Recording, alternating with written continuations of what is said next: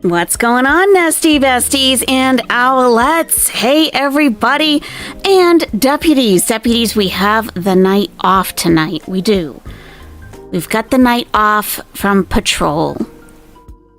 So you may have heard that representative of Minnesota and her husband, unfortunately, were unalived last week or a few days ago, and live on patrol, Ramsey County, Minnesota, is not going to be going on patrol live until after the funeral. So we will still be here because we still have training sessions. And you have to clock in for your training sessions. So if you haven't done that yet, please hit the like button now. That clocks you in and we monitor your attendance. Hey, everybody. How's everybody doing? Yes, may they rest in peace. Absolutely. Very upset. Yeah, tater tot hot dish. Yes, I'm so sorry. Yes, we do still get coffee and donuts. Absolutely. Yes, we'll take the donut order in about 15 minutes or so. Yeah. How is everybody? It's been quite a day in Gore World. It has. I avoided it. Okay. I'm so glad that I chose not to go live when she was live because I found myself reacting in a way that I wouldn't have wanted to be live. Let's put it that way. And I really didn't have anything else coming to mind other than some, like, really, some unladylike talk. Let's put it that way. So. But I did listen to a little bit, yeah. Unhinged, yes, absolutely. And I was walking around Target and I was listening to Pulpy. I was listening to Pulpy and I heard him getting upset. And I was like, oh, okay. And he had a lot. I mean, yeah, it was a lot. So I figure, let's just target bees. Yeah. And I figure, let's just take a break, okay? I understand, like if you want to go and still vent about Chantal and everything, I get that. And I'm sure, I think Alex is, no, not Alex, Jordy. I think Jordy is live right now. And they'll be going over all that over there. So, if you do want to do that. But for me, I would rather not discuss Chantal or Smokey or the entire incident. I would like to just focus on more positive things because we can do nothing about it. Exactly, simply me. When Pulpy rages, it's bad. I mean, and he was like, I'm never like this. I was like, I know the feeling. These things just come out of your mouth. Oh my God, wait. It was a lot. I agree, Rosebud. We need a night off from her. Absolutely. Yes. So I understand things may come out, throughout the stream a little bit because it's still on everyone's mind, but let's try to, no one's going to get timed out or anything we'll just try to stay focused on what we're doing here. Okay. All right. I would like to say hi to everybody because I haven't seen you in forever. We've got Lord Baroque, Buttery Sluttery Patriarch, gentle bird hugs for everyone. I love that. Love it. Deputy Jennifer Levine is here. Yes, ham and beans stationed abroad but never lived abroad. Okay, well, okay. Yeah, I could see the difference. Okay. The Alexandere. Yes, there is a poll at the top of the chat. Have you ever lived abroad? Just a simple yes or no. Just to kind of see, where the nest is flying in from tonight. That's all. We are still going live, Darkest Coven. Yeah, you probably wrote that before I went live. Oh, yeah, you did. Okay. You need to vent. Okay. Or cry. She doesn't know how to. Yeah. I know. It's a lot. I understand. You wouldn't have wanted to hear the things that I was saying. I was nasty. Lucy Jane, how's it going? Fairy Nymph is here. We got Crafty Ninja the Black Dragon. Cassafras is in the nest tonight. We've also got, of course, Deputy Anna Gags. Yeah! Love it.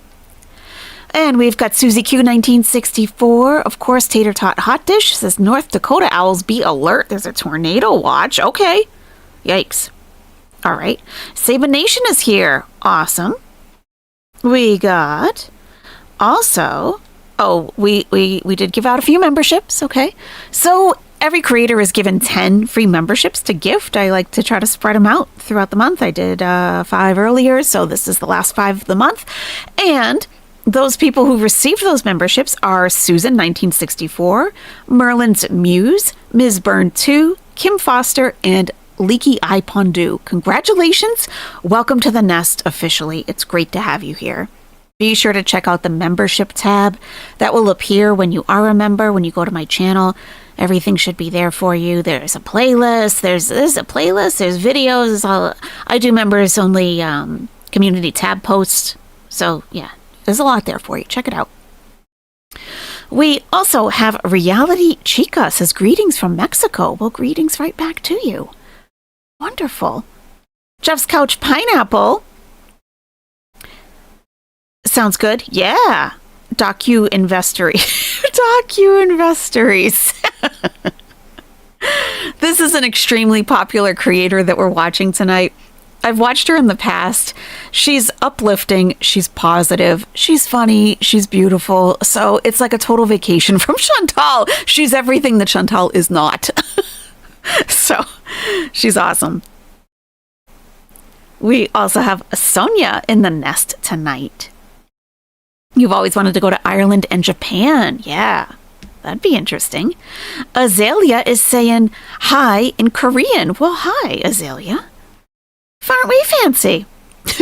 Louis' mom only lived in America, born in Florida, have lived 46 years in Michigan. Okay. All right. We got Ashley in the nest. Yeah.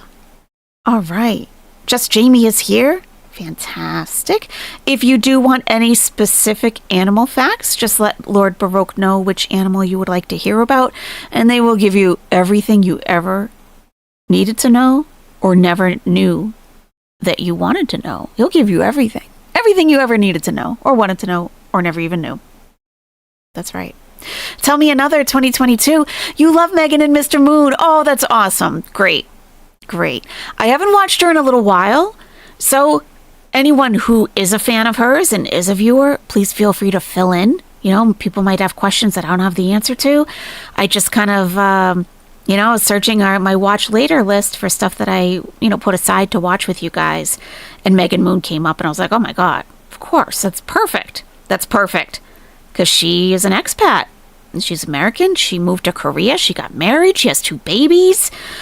I mean, it's like everything that Salah and Chantal are not. Comrade Kitty, the closest you lived abroad would be moving states from flat prairie area to California near mountains. Well, that's a culture change for sure. It is. Hey, Jen Shah Hater, how's it going? Raven Lisa, not yet Raven Lisa, but hang in there, you might get one. Hey, Joan, nice to see Joan. Sky Fieri, welcome. We've got also Chat Baby, sneaking in late, that's okay. Picks and Sticks. Yeah. Sir Austin is in the nest. Sir Austin has a lot of Korean knowledge, I would say.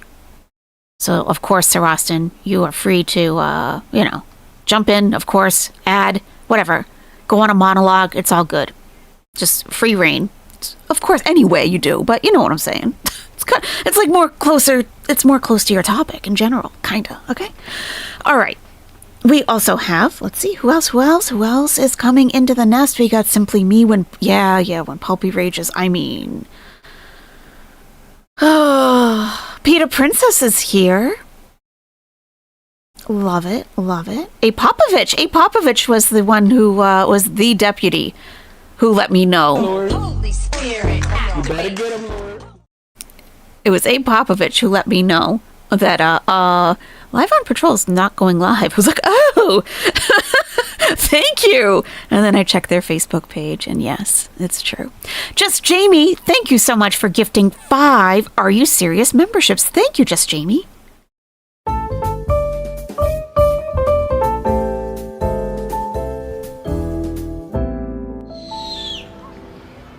Woohoo! And Duping Delight received one of those. For F's sake got one. Midnight's Kiss, Alex, and Jacqueline XO. If you're in the nest right now, please give Just Jamie a big shout out. Always helping the nest to grow, Just Jamie. She is a good bird. We have City Dweller here, and she's showing how someone should do the living abroad thing, I assume. She's mastered it. I would say she has mastered it. She's pretty fantastic. Cryptomaria is here. You saw some work off her live, but like she said, yep, it was a lot. Mrs. Robinson, good evening. How are you, madame? Nice to see you. We've got Girl in a 101. Is that Megan Moon? Yes, it is. We got Unhinged Lady, who has lived in UK and in Asia. Yes. Fantastic. Anyone who has lived abroad, please always add your input. We want to know, because we're going to go over different cultural things that Korea does better than the States, things that Megan really misses since she has been in Korea that she misses about the States. We're going to go over a bunch of different things. We can do Ari. Yeah, he was live earlier today. Yeah. Yeah, he typically goes live earlier in the day when it's still light out, since he's walking the streets of New York. You've been to Italy, Spain, and the Bahamas? That's it? And I behaved while visiting. So are you saying, Saban Nation, that you actually checked out the laws before you went there? Like, you kind of, like, kept your stuff together and just checked things out a little bit before you went? That's very logical of you. That makes a lot of sense. Hello, Desiree. Oh, Desiree is asking for any info on chinchillas. They just rescued one. You can definitely get chinchilla facts. Yes, you can, from Lord Baroque. Hello, Mers. Cooking some dinner? You lived in Italy when you were in school. Fantastic. That's awesome. Yes, Megan was a competitive bodybuilder at one point. Yes. Dastardly Deeds, Kung Fu Effery is in the nest. Nice to see you as always. Yeah. Okay. I think we got everybody. We got Beth Ann. We got Beth Ann's here. Beth Ann is in the nest. Love it. Paisley Dreams is here. And I think we've got just about FW11. Hey. Hopefully that gets everybody. If I missed you, it is absolutely not purposeful. Heather Nunya is going to be lurking and potentially modestly twerking, maybe? I don't know. You have to tell us. I just assume. I'm just assuming. Okay. So you can see we're all on the sofa today. We got some healthy snacks out. We got a few party hats, and we're just like, look at us on that sofa, just having a heck of a time. Having a heck of a time. Hey, Elwelly, I moved to Oahu when my husband was stationed there. I read several books about Hawaiian culture and history prior to the move. Awesome. That's nice to be a little prepared, for sure. Hello, Jen. Nice to see you. Sane as all is in the nest. Fantastic. All right.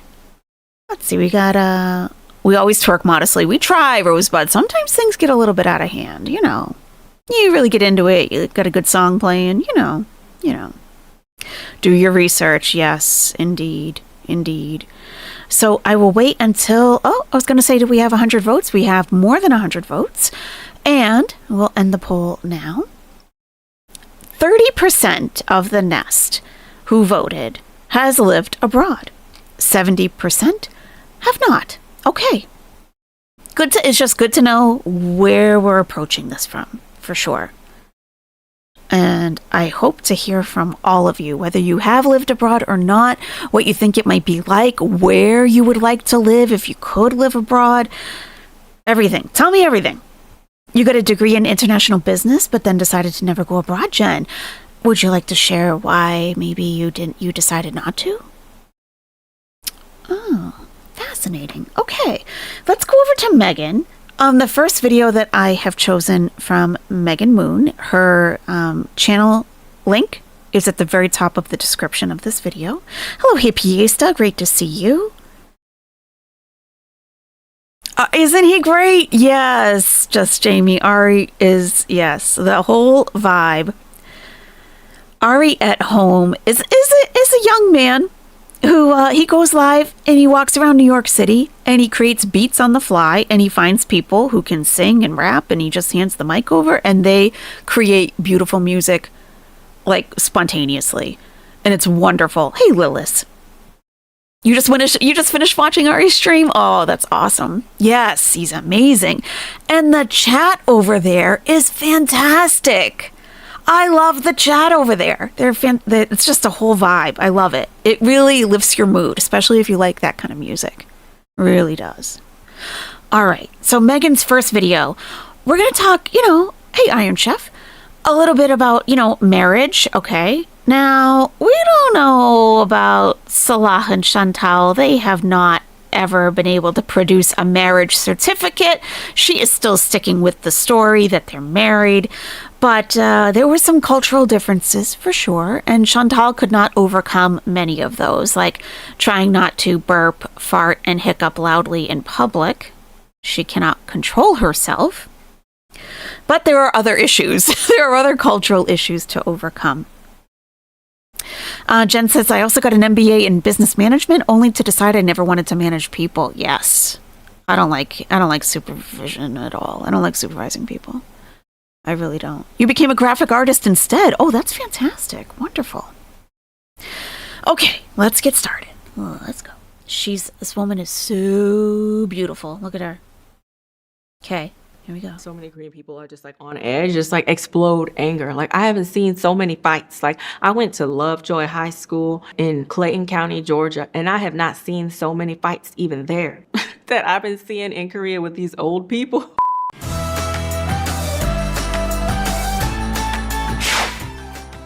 Hello friends and family, this is Megan Moon, aka 저는 미국 사람입니다. Okay, so that's actually her name. That's her full name that she's saying there. That's her full name. Okay. And I am back in the studio with another talking video. It's been forever since I've done a talking video. If you've been with me for a while, then you would have seen my previous talking videos. They're typically pretty short. They have music, editing, cuts, all this stuff. But the last talking video I made was somewhat of a more serious topic. And so I made it sort of more podcasty where I just kind of sat in front of the camera and talked with you. You guys seem to really like it. And actually I got many DMs from people asking me to do more of those talking videos. So for the past 12 years that I've been in Korea, you know, I've been making videos that are mostly positive about Korea. You guys know I have a tremendous respect for Korea and the Korean people. I love it here. I think in the past I stayed away from doing videos that talked about negative cultural aspects about Korea just because the culture here is very much you don't say what's negative about what's happening, okay? And especially if you're a foreign person and maybe you're disclosing some aspects about Korea that aren't positive, people tend to have big negative reactions. So I kind of was afraid of those. But I do think it is important to be honest and open and have these like honest, open talks. After the previous video that I made about depression, in order to sort of prepare for that video and dealing with certain things in my own marriage and life here in Korea, I bought a bunch of Korean marriage books and like family dynamics and society. Saw a bunch of podcasts and watched some YouTube videos. So my YouTube algorithm is like basically all like Korean psychology. And a lot of the stuff that I had been feeling in my own personal life, the discomfort, the hardships, and things that I've heard my friends talk about, things in their marriages. Actually, I heard psychologists sort of explain why that is. And so it really helped me to like understand and grasp these concepts better. So actually, That is huge. That is huge because, I mean, when I first moved to Egypt, there was stuff going around me that was going on around me all the time that I didn't understand. And once it was explained to me, it like blew my mind. Like I never would have even come up with that on my own. Truly, because it's just different cultures have different ways of thinking, different ways of expressing things, and knowing some of the psychology behind it and learning about the culture as a whole. And Americans it's a very individualistic society. That's a sociology thing that's been studied for years and years. We are individuals. We don't have groupthink. We look out for each other to a certain extent. But we don't feel like if we're all not moving forward, then it's no good. Like it's you know, in our culture and as Americans, I'm an American. Moving up, moving forward is encouraged, even if that means that you're moving ahead of others. Oh, Sabin Nation, not to derail, but my daughter who has the TBI will be 21 in a few short hours. Praise God. Oh my gosh. That is fantastic, Sabin Nation. Oh, that is a wonderful milestone. Here is her happy birthday song.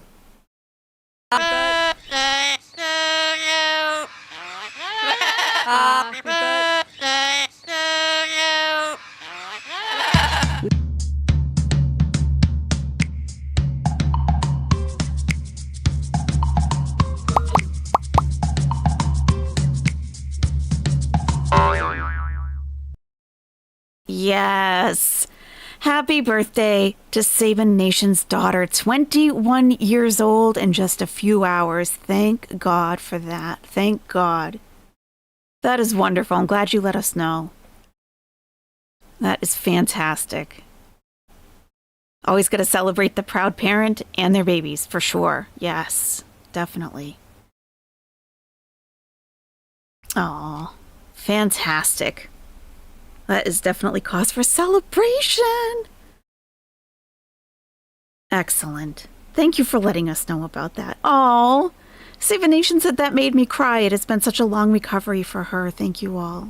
I'm glad you shared that with us. What will you be doing to celebrate?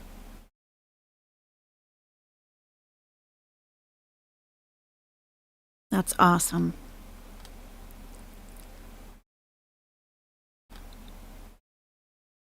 I hope you've got some good stuff. Hey, even if it's super simple, some good stuff planned. That's fantastic. Good evening, Olga K. We got Marlene Dietrich in the nest tonight with us. I love that. Get shit-faced? You could do that. You could do that. That's an option. Yeah, sure. For some. Sure. Okay. Aw, love it. I feel more better prepared Okay. to speak with you about these things as well. And for today's topic, I thought I would talk about some hardships in marriage and certain cultural aspects about Korean culture that can make marriage very difficult, starting with in-laws. So I do want to preface by saying The in-laws. Saban Nation said she's hanging out with her friends and we're having a big cookout, not the typical 21st birthday celebration for her. Hey, it sounds like it's going to be better than the typical, I think. That sounds wonderful, Saban Nation. Great. Iron Chef says South Korea is also very homogenous. They are struggling with becoming a melting pot and their birth rate is so low. Yes. I've seen vlogs of women like going through their pregnancy in South Korea. Like the government gives them all kinds of like money and all kinds of benefits, and just because they're trying to have more children because it is so low. All right, in-laws. I'm not saying that these people are horrible people, they're bad people, they're just a product of their culture, right? The previous generation, the mom-in-laws, they were born right after the Korean War. Like my parents-in-law were literally born right after the Korean War, when Korea was totally different. It was an agrarian society, farmers, and then suddenly we moved into a totally different society, and their values and stuff are like 200-300 years old. But the younger people, like my husband, was raised in a totally different society. And so the young people and old people have a huge disagreement in values, but the young people don't know how to come out of it. So I'm not saying that these older people are bad for any people watching. I'm just saying they make it very stressful for us sometimes. A lot of Korean in-laws, especially the moms, are very enmeshed with their children. The previous generation of people, you know, they stayed married. Like the divorce rate was very, very low. But the quality of the marriages seemed to have been very, very poor, sort of lacking mutual respect, positive, healthy communication, healthy boundaries, emotional support. So from what I've heard from a lot of people this age and what I've seen is that a lot of people dealt with parents who are arguing or fighting or just weren't, you know, sort of one with each other. And most people just stay together because they think, oh, well, you know, we have kids, so we have to stay together. But in a lot of homes, apparently people sort of verbalize that, oh, my life is so difficult. Like the moms, like, will maybe sort of vent to the kids, like, oh, my life is so difficult. And, you know, because of you, I have to do this. I have to stay with Wow. this person. I'm staying in this marriage because of you. Wow. And so the children feel sort of like they're burdens to their parents. And they Jeez, that's terrible.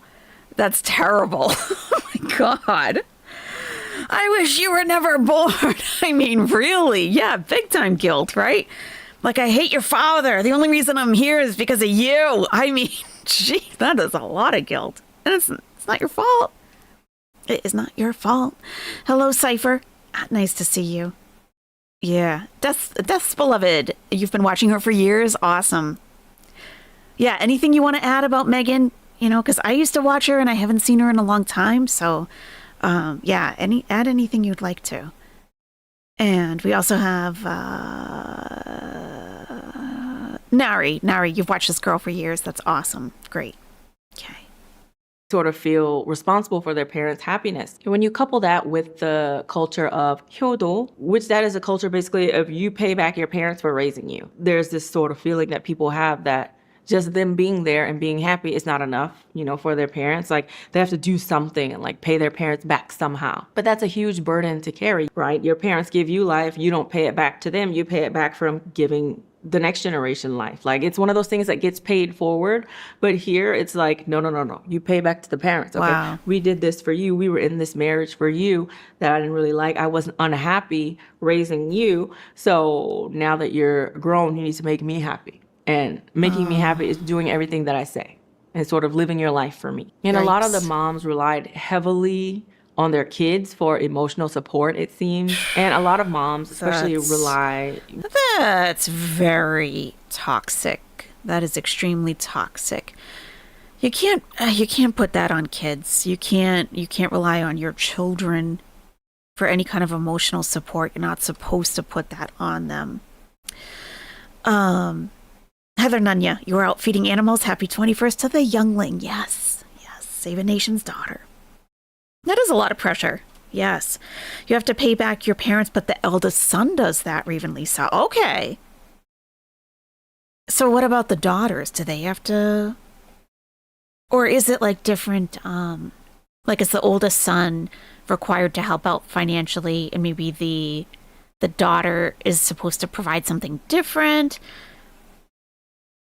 Curious, yeah.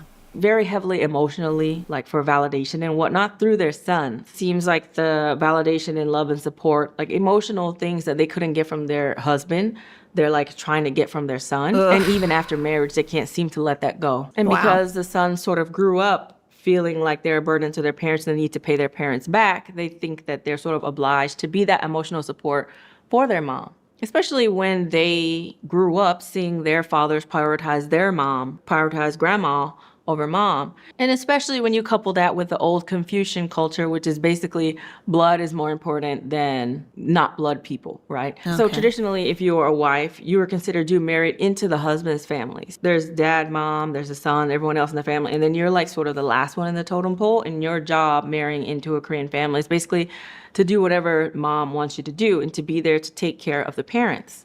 You had like really no ranking like in the family. And so there was a big lack of respect for the wives that came in because Korean society is really based on like hierarchy. Like people know that it's better that everybody's just sort of equal and you're older than me, so I have to use this special language for you and you don't have to respect. Yeah, like the honorifics, right? Yeah. But I mean those levels exist even in societies where people don't admit that they exist, but they still do. Azalea says, a bit of strong generalization she's giving, possibly from her particular family and circle of friends. That's very fair. Yep. Iron Chef says, it sounds that way to a Western person, but it's part of collective responsibility. It's more like being responsible and grateful in their eyes. Thank you for making that distinction, because I sometimes get a little like, I want people to try to be more open-minded and think of things outside of, you know, where they grew up and outside of their culture. And I just did the same thing that I don't like to see people doing. I just did that. Like, oh, that's toxic. You know, from an American perspective, that might seem very toxic. But like you're saying, it's the collective responsibility. And we are not a collective society in the States. It's very individualistic. So my way of looking at that is very individualistic. Like, I have my own life. You have your life. I don't owe, you know? So thank you for pointing that out. I'm going to have to, yeah. That's interesting. Very interesting. Toasty says, has she mentioned that this is community-based culture versus the Western individual culture? She has not. She has not, but I kind of alluded to that a little bit earlier. Yeah.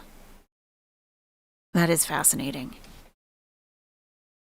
Respect me because you're old, but that culture is still very much alive. Like, a lot of people who are older feel like they sort of outrank the younger people and they don't really need to respect them. So actually, even the word daughter-in-law in Korean, 며느리, there is this one psychologist, her name is Lee Ju-eun, and she made a video about like the history of the word 며느리, and she's like, we need to stop saying 며느리, which means daughter-in-law. But apparently, 며느리 means 기생한다, like from the sun. So basically it means that you're like a parasite of the sun. So even the term in and of itself is like, you're that person who's like coming and sucking from our family. So the psychologist who made that video, she's like in her 60s. So she's a part of that sort of previous generation that was born like somewhere right after the Korean War. And she said that in her time, like when you got married, you weren't even allowed to do any sort of affection at all. Like in front of the older people is considered disrespectful. Like, how dare you show that you love this other woman that's not your mom or dad in front of your mom or dad. So traditionally, you got married so that you could go and be a daughter-in-law to the parents-in-law. So the parents would dictate everything that you do. There's no boundaries. You just have to go in, put your head low, go in and do whatever they want, take whatever disrespect that they gave to you. And that culture was still alive even just one generation ago. Right. And so people know that you can't be that way and you shouldn't be that way now, but it's, Yeah, it's ingrained. things can't really change in one generation, right? It's going to take a couple. And also the previous generation sort of thinks that children are their property, right? Like, you're my property. It doesn't matter what you think, doesn't matter what you feel. I don't care, right? Basically, just your life is to do what I tell you to do. And so the younger generation, they know that that's not good, and they actually greatly dislike it. They don't even really like being around their parents just because the generational gap is so big. It's difficult to even really have good, meaningful conversations with them, according to a lot of people. But they feel a tremendous amount of guilt if they're not doing what their parents want them to do. And if they do go against what their parents want, the parents can sort of make them feel very guilty about it. There's this pressure that they need to be a good son. But you have to be a good son. You have to be a good son. It seems like there's more pressure to be a good son than it is to be a good husband a lot of the times, even still to this day. And a lot of moms express betrayal. Like, if their son prioritizes their wife, they feel betrayed. My son has changed. He likes this other woman beside his mom. How could he do that? And so as a result, a lot of people really struggle to prioritize their wife and kids over their parents, even to the point of leaving their wife if there's a particular thing that their parents want from them and the wife's like, I don't want it.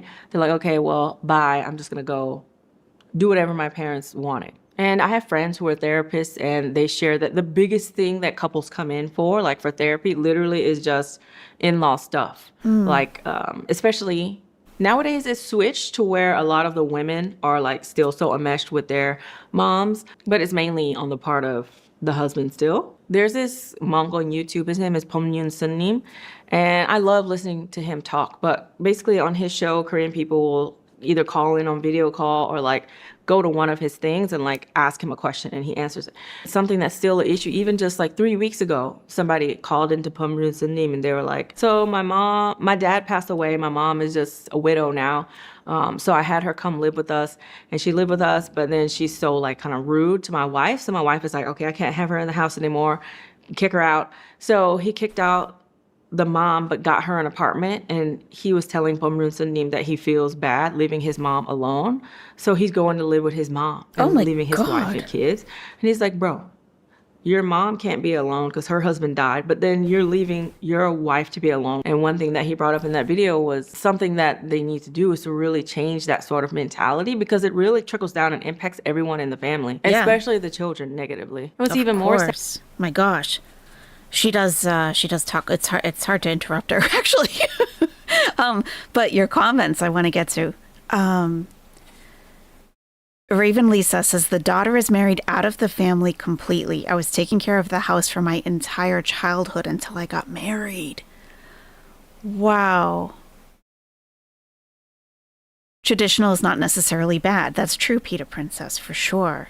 Yes. Cypher says, yeah, even in Korean drinking culture, there are strict rules. There are strict rules about who you pour and who drinks first. Right. Yeah, like the drinking culture after work and stuff, it's like almost required that you go.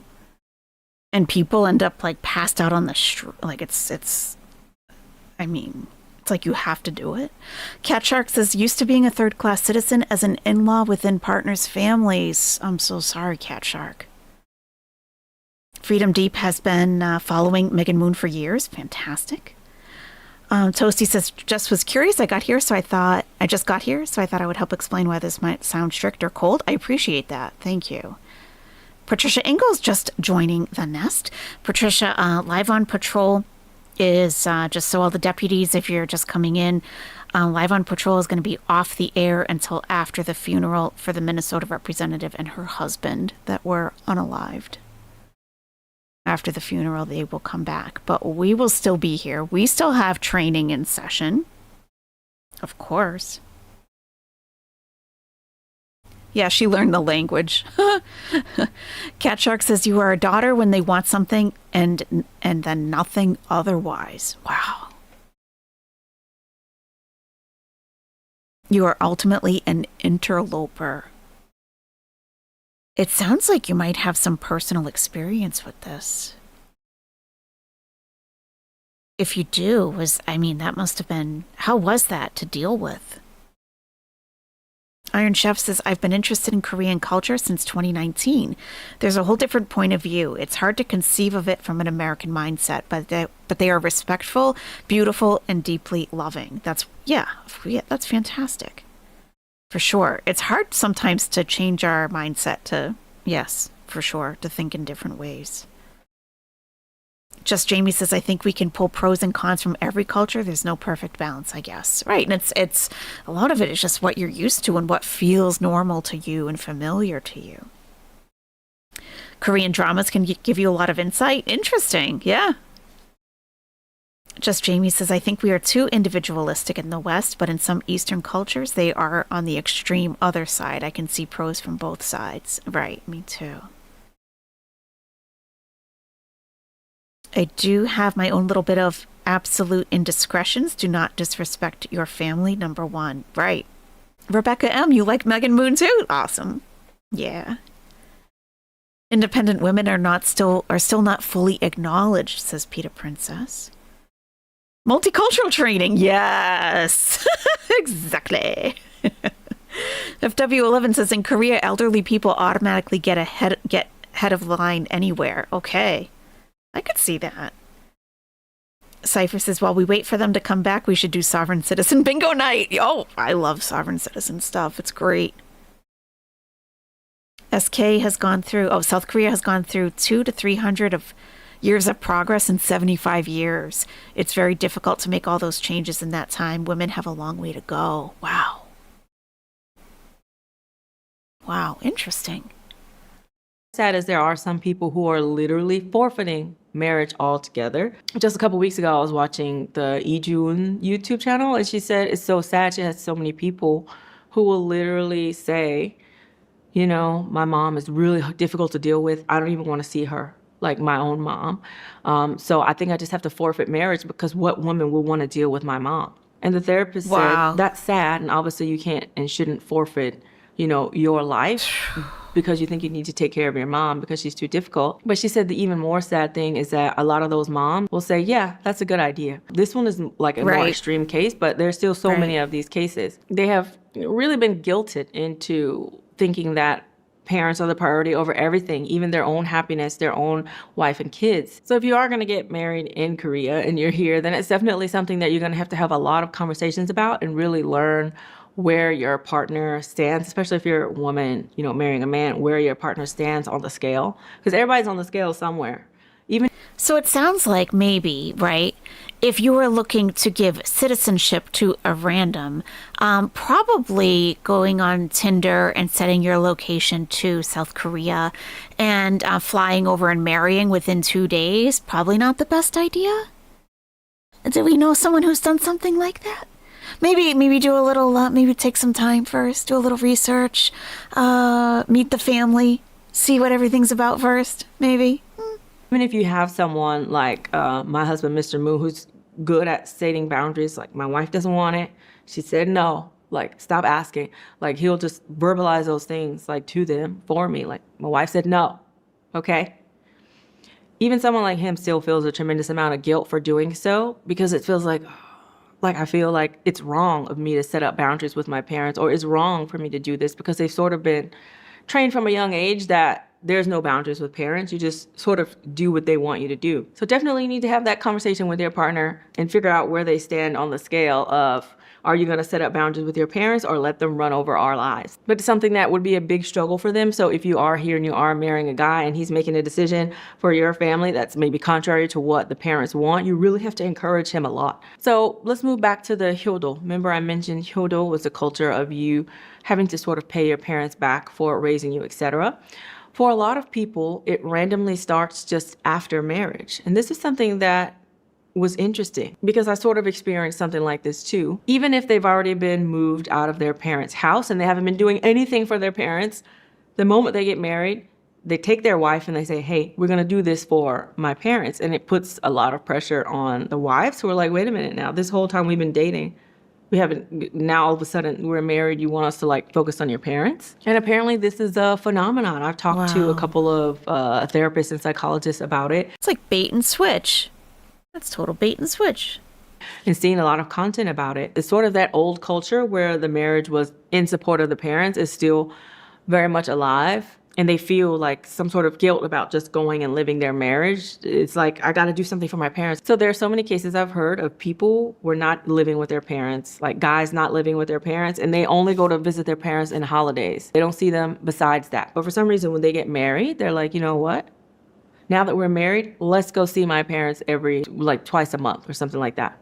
And so a lot of women are blindsided, not foreign people, but like Korean women have talked about this too. Like, so we're dating. He visited his parents on holidays. He's not, trying to see them or do anything with them. But suddenly we get married and now he wants me to go meet with them like twice a month and like do all this stuff for them. As a wife, you're the one who sort of carries the pressure of trying to make the parents happy, because in a lot of cases, the sons and the parents actually don't have a good relationship. So it's sort of like you become the in-between person. And in a lot of cases, the mom-in-law will ask you how he's doing instead of asking him directly. And that puts a lot of pressure on people, especially after you have kids. Like maybe they don't like their parents and they don't want to see them, but they feel like they need to show their wife and kids to the parents to sort of make them happy. So everything is sort of about what the parents want in their life. And it really makes marriage very difficult. In society, it seems very romanticized. Like even after marriage, look, everyone's all together and everyone's so happy. Even I did a TV show here. I don't know if you guys remember. And the TV show, they were like, okay, we need to have you with the in-laws and let's go down to the countryside to even be with the grandparents. Look, and on the show, they were like, look, all the generations are together. And for some reason, if your group doesn't get along, your families don't get along, then a lot of people feel pressure to like just try and meet up with them anyway. You're the issue. It's not them forcing their own ways or controlling you or doing whatever. You're the issue. You just need to like your parents and do whatever they want. There are even some families where, this is not my family because I'm somebody who has very strong boundaries, and I will say them because I'm sorry, but I cannot be doing some of these things. I think if you are someone who's gonna get married in Korea, you do need to be someone who's very vocal about what you will and will not do. And not someone who is just gonna just do whatever everyone wants, because you can only hold in dislike for so long. Eventually, you're probably gonna explode on them, right? So you do have to be someone who's willing to sort of speak up about what you will and will not do. There are a lot of families where the mom-in-law requires the daughter-in-law to call every once in a while. In some families, it's like once a week. In some families, I've heard of the worst stories is literally like every day the mom-in-law wants a daughter-in-law to call. The psychologists have said it's sort of a way to show that they have power over you. Like, oh my God, is she calling me? Is she under me still? It's like they're always checking, like, am I above you? The hierarchy.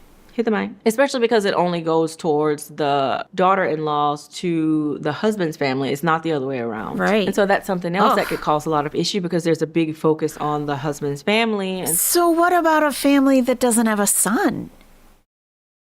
Like, who cares about them if they don't have a son? So she's saying so if the wife's family, if they don't have a son, they don't expect the son-in-law to do everything that his family is asking of the daughter-in-law. It doesn't go both ways, it sounds like. Wow. Azalea says, this point about the possible future mother-in-law is spot on. Sometimes couples select a partner based on the mother-in-law. Really? Wow. This is fascinating. I knew you guys would add so much more to this. Shellcat says, can you imagine Chantal dealing with a Korean mother-in-law? She didn't have to deal with a mother-in-law, period. I mean, if there was indeed a marriage, who knows? Hey, Pagan RN, popping in from work. Nice to see you. That would be incredible. Hey, Maz. Yeah, imagine if we got some good mother-in-law stories from Chantal. Ooh. Iron Chef says, I mean, you could see it completely different in the right circumstances, though. I had a mother-in-law not Korean who I'd happily talk to every day. Sure. Yeah.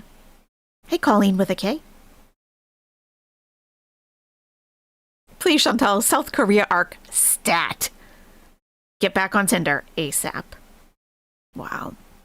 And sometimes you're like, okay, well, what about, I have a family too. Like, I didn't just pop out of the sky. Like, hey. So especially for holidays and getting gifts and where money is going to be exchanged to the in-laws, all the therapists say everything needs to be calculative. Like in relationships, typically it's not good to be calculative. But if you buy a gift for the husband parents, you need to buy the same gift of equal value to the wife parents. Wow. If you're going to spend X amount of hours on the holiday at this parent's house, then you need to spend the same amount of time at that parent's house. Because there's still older people who think that holidays only need to be spent with the husband's parents, even to this day, where they still sort of have this husband's family first mentality.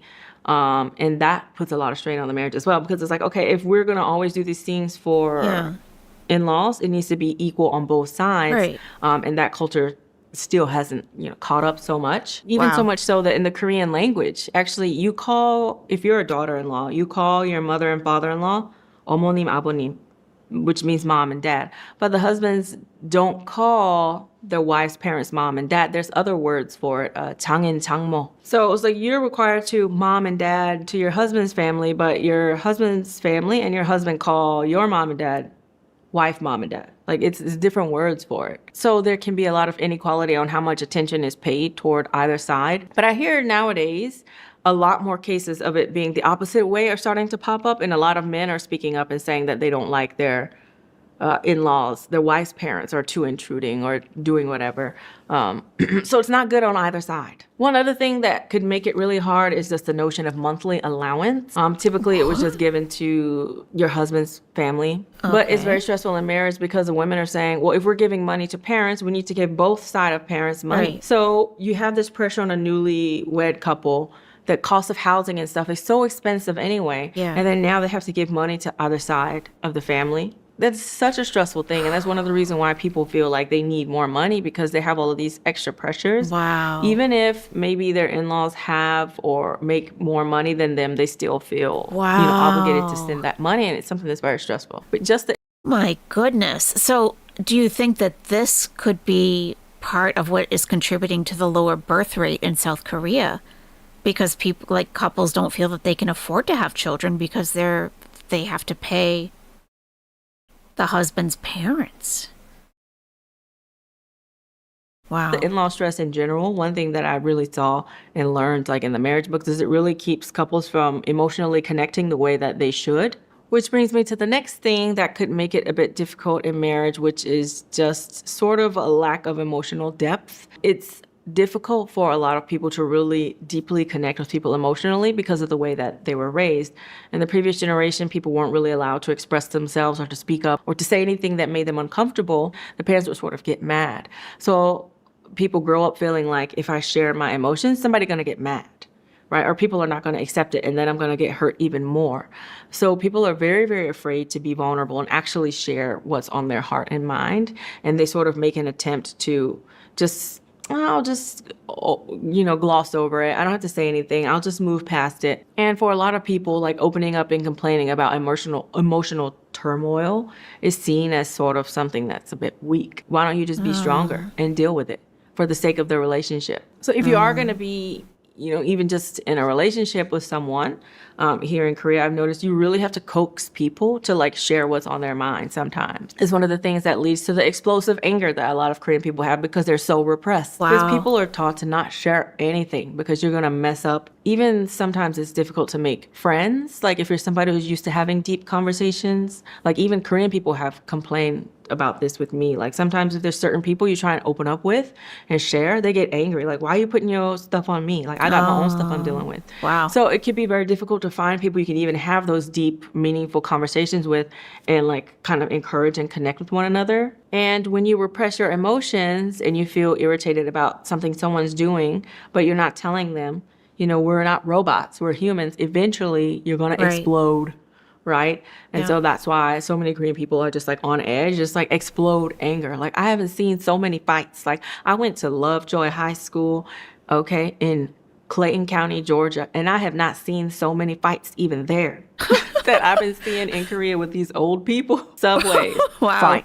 Just walking the street outside, two old people fighting. My neighborhood, in my yard, the next door neighbor and some other people in the neighborhood. Oh, I filmed it. I sent it to Moon. I said, he is cursing. He's like, 새끼야, 대한민국에서 가장 큰 사기꾼이야, 이 새끼야. Just no emotional regulation of these old people.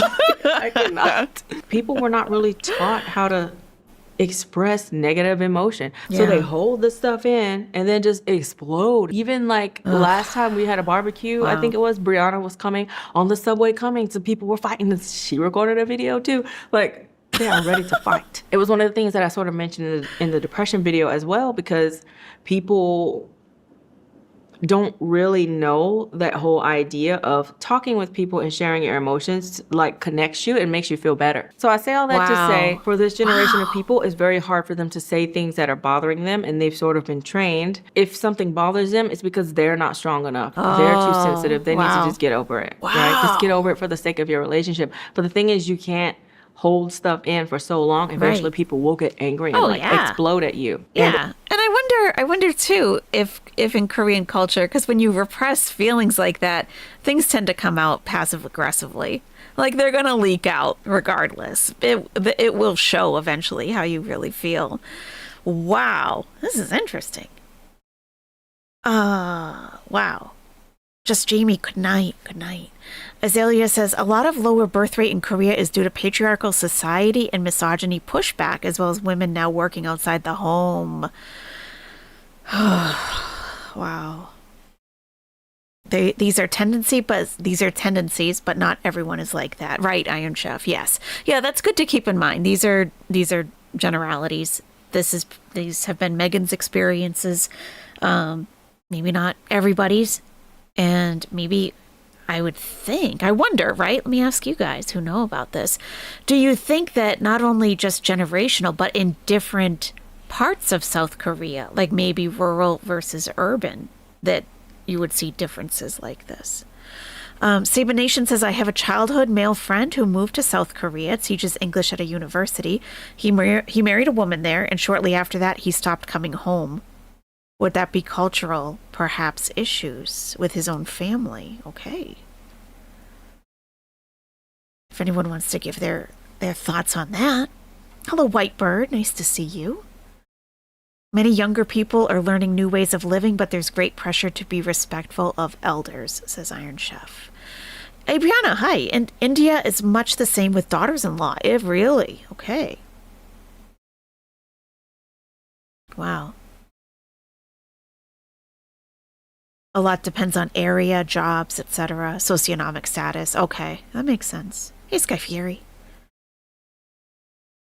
Okay, great. Or silently just say that they want a divorce without ever having talked to you about what happened. I'm a talker. If I see that there's something uncomfortable, I will say something. But just know, if you are going to get married in Korea, it's possible that you're going to have to be the one that brings up the stuff and like sort of coax your partner to like talk about. Yeah, Whitebird. Yeah, if you want to send me your email, and I am in contact with Toasty also, yeah, I can forward it to her. No problem. Yep. About things. Another thing that could put a strain on a marriage and be hard for marriage is just work hours. Like people work the craziest hours, like all day until like night. So like a lot of cases is especially bad for the kids because they never see one or both of their mom or dad all day, and really only get to spend time with them on the weekends. And that can be very difficult for some couples. I know it's something that's a bit difficult for me and Moon because he's basically gone all day until I go to sleep. So we only see him in the morning when he's just getting ready for work. And then that's it. Just basically on the weekends is really the only time that we have to like sit down and chill. But then when you've been working all day and barely getting any sleep all week, on the weekend you don't really want to do much. So there's a lot of cases of people are just so exhausted on the weekends to really spend good quality time and connect with their family. But it seems like a lot of people here were sort of trained to believe that just making money is more important even than interpersonal relationships. I mentioned this in the depression video, but there was this sort of study that they did, and they did massive surveys of people across like 19 different countries, asking things that they valued. And in every other country, people valued relationships first. Only in one of those countries did people value material well-being first, and that was Korea. Wow. People who don't have emotional depth in their relationships are going to seek that somewhere else. And Yeah. it seems like money is something that's sort of tangible that people can hold on to. Yeah. And they tend to seek that more for security because it doesn't seem like they've really known emotional security. And it's so sad because relationships turn to just roles. Like, doesn't matter if I like this person. Obviously, duty is important in relationships because you're not always going to like your husband or wife. I made a video talking about that years ago about things I've learned about marriage in Korea. Like, there's a duty aspect to it. That's what keeps people together. Is she AI? No. She's so gorgeous, though, right? You might think that she is. I've been staring at her face like she's so symmetrical.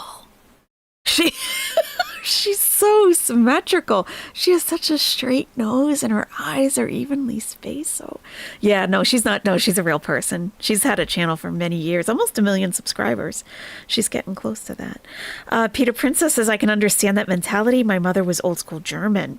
Okay. Ham and beans, from what I remember, granted this was 20 years ago, there was an informal caste system. Like if you're from a fishing village, you were supposed to be a fisherman. Right. Yeah. When your country has had to struggle with anything, to have anything at all, it instills an incredible work ethic. Sure. Toasty says, okay, but if your examples are that relationships are based on what you offer and what you get, then why would emotion play into it more? Right. Oh, you know, Patricia? Oh, okay. Sometimes I can't tell. But at the same time, there still needs to be depth in the relationship, but you need to be able to have conversations and spend quality time together with your spouse and your kids, etc. And it shouldn't just be, I feel nothing for this person. In fact, I hate them, but I'm just here doing my role because this is what I'm expected to do. It seems almost sort of empty and like there's a big lack of connection for a lot of people. And that is something that also I think is just, it's really sad. So the last thing that could put a big strain on your relationship here, on your marriage in Korea, is housework. That's if you're a woman married to a Korean man, of course. Okay. There's a lot of stuff about it on the news and like everywhere. But in Korea, if the couple is both working, the man does an average of 40 minutes of housework a day, and the woman does 3 hours and 14 minutes. So even though they're working the same, Oh my God. 3 hours versus 40 minutes, that's a big difference. Yeah. And if only the man is working and the mom's a stay-at-home mom, she does about 6 hours and 16 minutes of work. And the guy actually does about 47 minutes. Only he works, he actually does more housework. That's a very interesting phenomenon. But out of all the OECD nations, Korea is dead last in the amount of housework that men will do. The place with the highest amount of housework that men do is Denmark. They do about 186 minutes of housework a day. Wow. And the average for the OECD nations is 139 minutes, so just over 2 hours. In Korea, men average 45 minutes of housework a day. And there was another news story that popped up, and it had some nations that were not OECD nations, but everybody was like so surprised. Oh, look at the On US. the news, it came up that Korean men even do less housework than men do in India. Apparently in India, the average is 52 minutes a day. So Korea is, dead last, which obviously working hours are very, very long here. So just the amount of hours you have in a day would be much less to do anything. But when the women are working, they're still doing, over 3 hours of housework. I think when you have a mom who's super hyper focused on you and sort of enmeshed with you and doing everything for you, when you grow up and live on your own and get a wife, I think it's really hard to know even what to do around the house unless someone tells you. But in Korea, it's sort of drilled into men's head that they work, they provide. Yes, that's a great thing. I think they're great providers. They will do whatever they need to do to make sure that their family is okay. And that's something that's great. That's something that's very admirable. But I think the other aspects of relationships are neglected, like spending time with your kids, like sort of emotionally connecting with them. That connection aspect of, husband and fatherly duties seems to be something that's missing. And up until they've gotten married, their moms are doing everything for them, like every little thing. So if you suddenly take someone who's treated like that and then put them in a situation where they're expected to contribute around the house, it's really hard for a lot of people to fall in line with that. So you have to have a lot of talks about your expectations with that. And in a lot of cases, people live with their parents until like their 30s. So even as working adult, they go to work, they come back to their house where the mom's doing everything. They don't have to contribute to any sort of household chores. And then they get married, they're still working the same job, but now they have to do extra household work. It's just something that's not really native for them because the moms literally do everything. Even if they move out of the house, the mom will come every week to make food and do laundry. And there's so many people, even in college, like their mom will go to their college to get their laundry and do their laundry for them. And so many people don't even know how to do laundry, even like into early adulthood. Yikes. Well, I think it's admirable to want to do everything to take care of your kids. I do think they enable them. There's a point. A lot, and because of the overreach of the moms, a lot of people don't know how to do basic things. Like their life skills are very low. They just know how to study, or they just know how to work, and that's it. They've never had to think about what they want to do in their life or make decisions for themselves because everything was set up for their parents.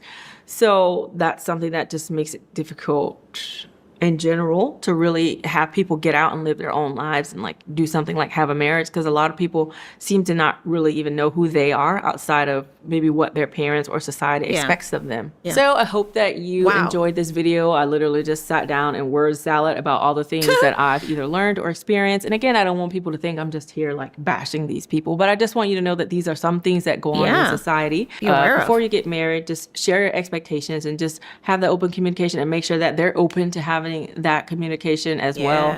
Otherwise, it could be a little bit more difficult. But I think compared to places where you don't have these societal or in-law influences, there's a lot more talking that you need to do about just like stuff in general. I think it's definitely much more difficult to maintain a marriage here, but definitely something that you need to be aware of. Make sure that you are somebody who can speak up for yourself and share your boundaries, what you will and will not do.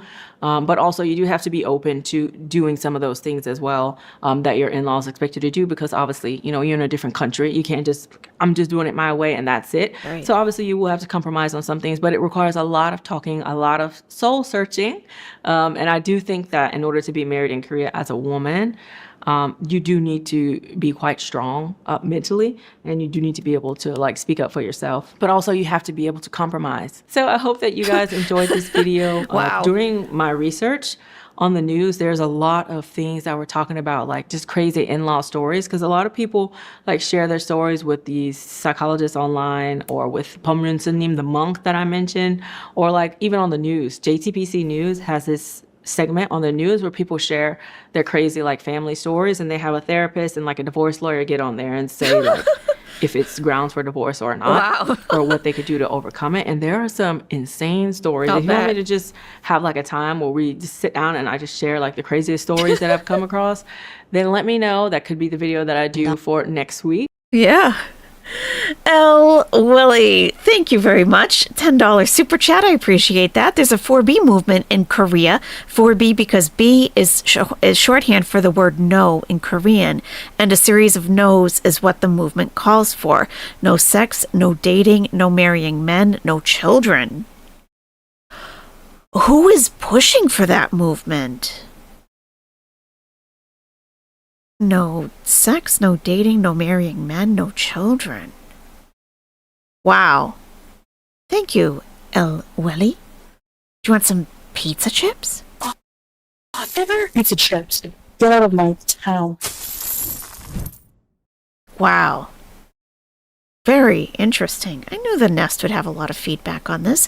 Toasty has a question for anyone who might have some input. Question, I wonder if the amount of housework is influenced by the size of the home. Okay. Toasty says, I don't have a lot of exposure, but the Middle Eastern males I've known are the same. Oh, not my experience. The moms take care of them until they're married, including laundry. No. I do have a different experience, yeah. My former partner's mother is a business owner. She is a professor, and she's a wonderful woman. She's independent, and set a great example for my former partner of a woman in the home. And it's definitely not mopping and sweeping floors all the time and doing the laundry and all of that. No, she, she's a professional. Even, she is quite older now, but she's still working. She's a professional. And, sometimes she would have to travel a little bit and would need to bring her son, my former partner, and she would have a nanny to like take care of those types of things. So she wasn't there. She definitely wasn't doing his laundry and all of that. And which was kind of good in a way that he didn't want me to do his laundry at all. So he wanted it sent out. But sometimes they would lose stuff, and I'm like, once we got a washing machine, I'm like, just let me do it. And he's like, no, that's demeaning. You shouldn't. And I'm like, I'm washing my clothes. You want to just throw something in? It's no big deal to me. But yeah, so no, I didn't have, but I was kind of thinking about it today. For some reason, it popped into my head that I think that a lot of foreign women who may go to Egypt, and, we could have night and day experiences because of whatever the type of man that they may meet and his social class. I think that's like it could be the difference between night and day.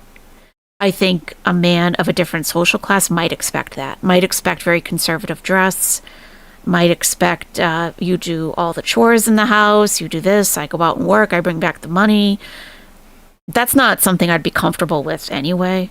And so I think that, because I thought of that, because I did have foreign friends who married Egyptian men, but had entirely different lives than I did. Very different. Very different. Like, they struggled a lot. They struggled, and I couldn't necessarily relate always to what they were going through, because I wasn't going through the same thing at all.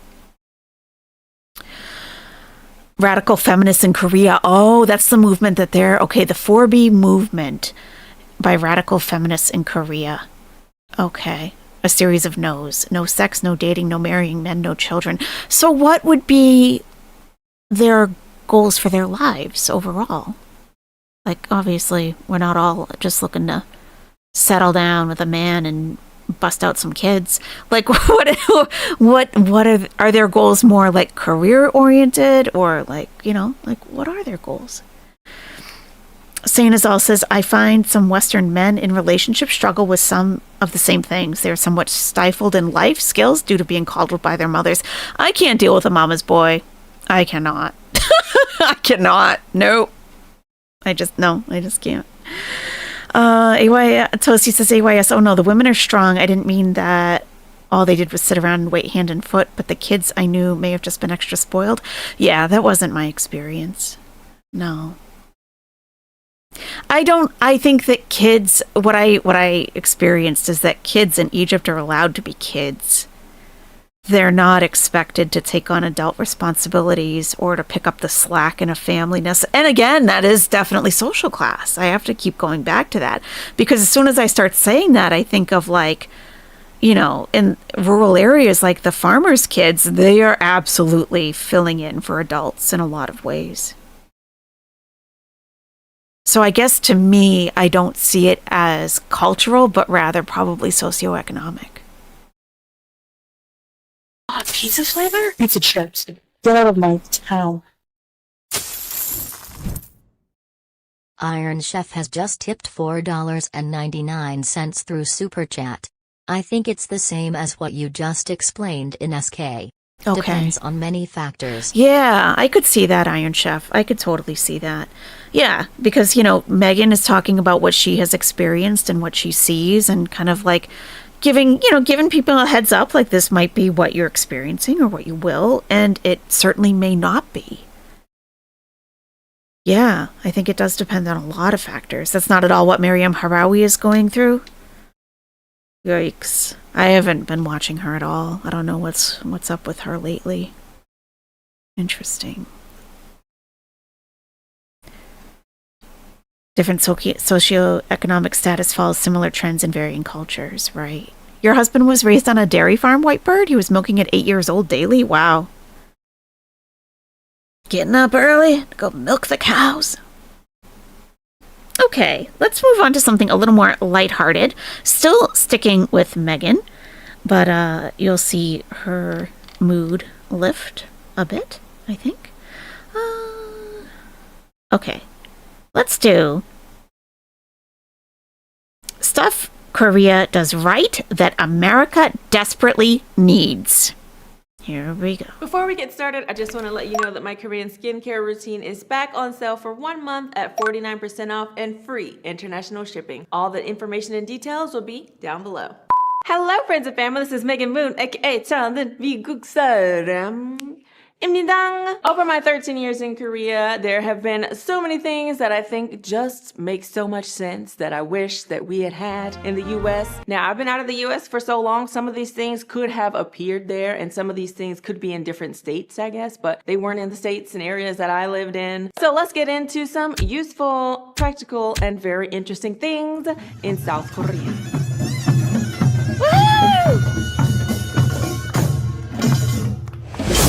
So the very first one is something that I've only started to notice recently. Okay, Whitebird. They really Sounds ramped good. it up, and that is safety bathrooms. Good night, Heather. As you know, in Korea, there are Bathrooms. some concerns over women's safety in public places, and so the bathrooms nowadays have so many safety features. Let me go over them with you. The first feature that I love is the 여성 안심 거울, the woman's safety mirror, and that is a huge mirror that they have outside of the door, so that as you're going in, you could see if there's anyone lurking or creeping behind you when Wow. you go into the bathroom.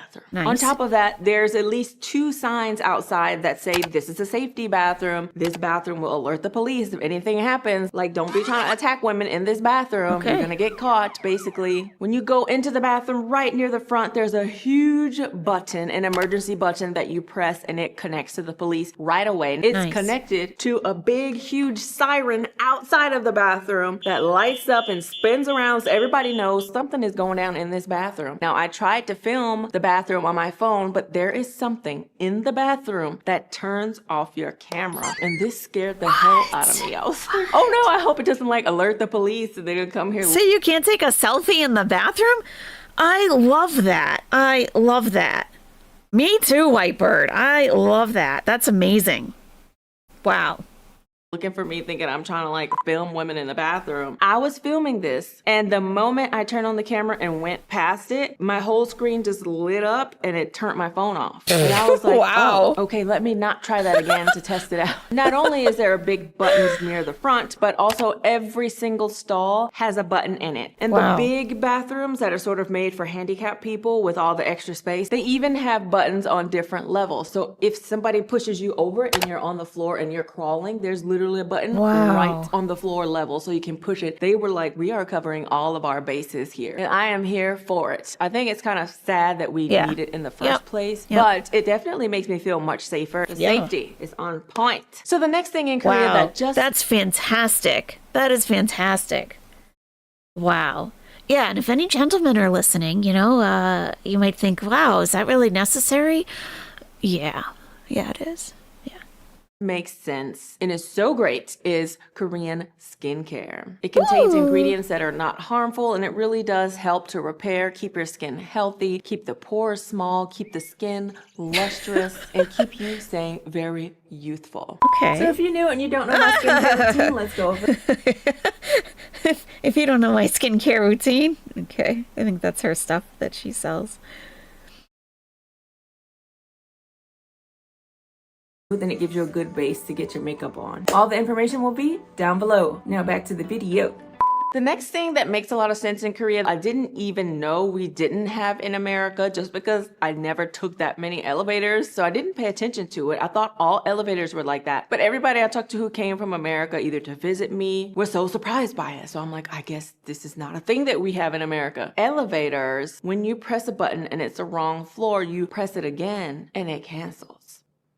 Oh. The next thing that makes so much sense in Korea is actually maps in bathrooms. In the rest areas, there are maps up that will tell you if somebody's in a stall or not. Wow. And that's because, especially in the rest areas, the bathrooms Did you guys see that?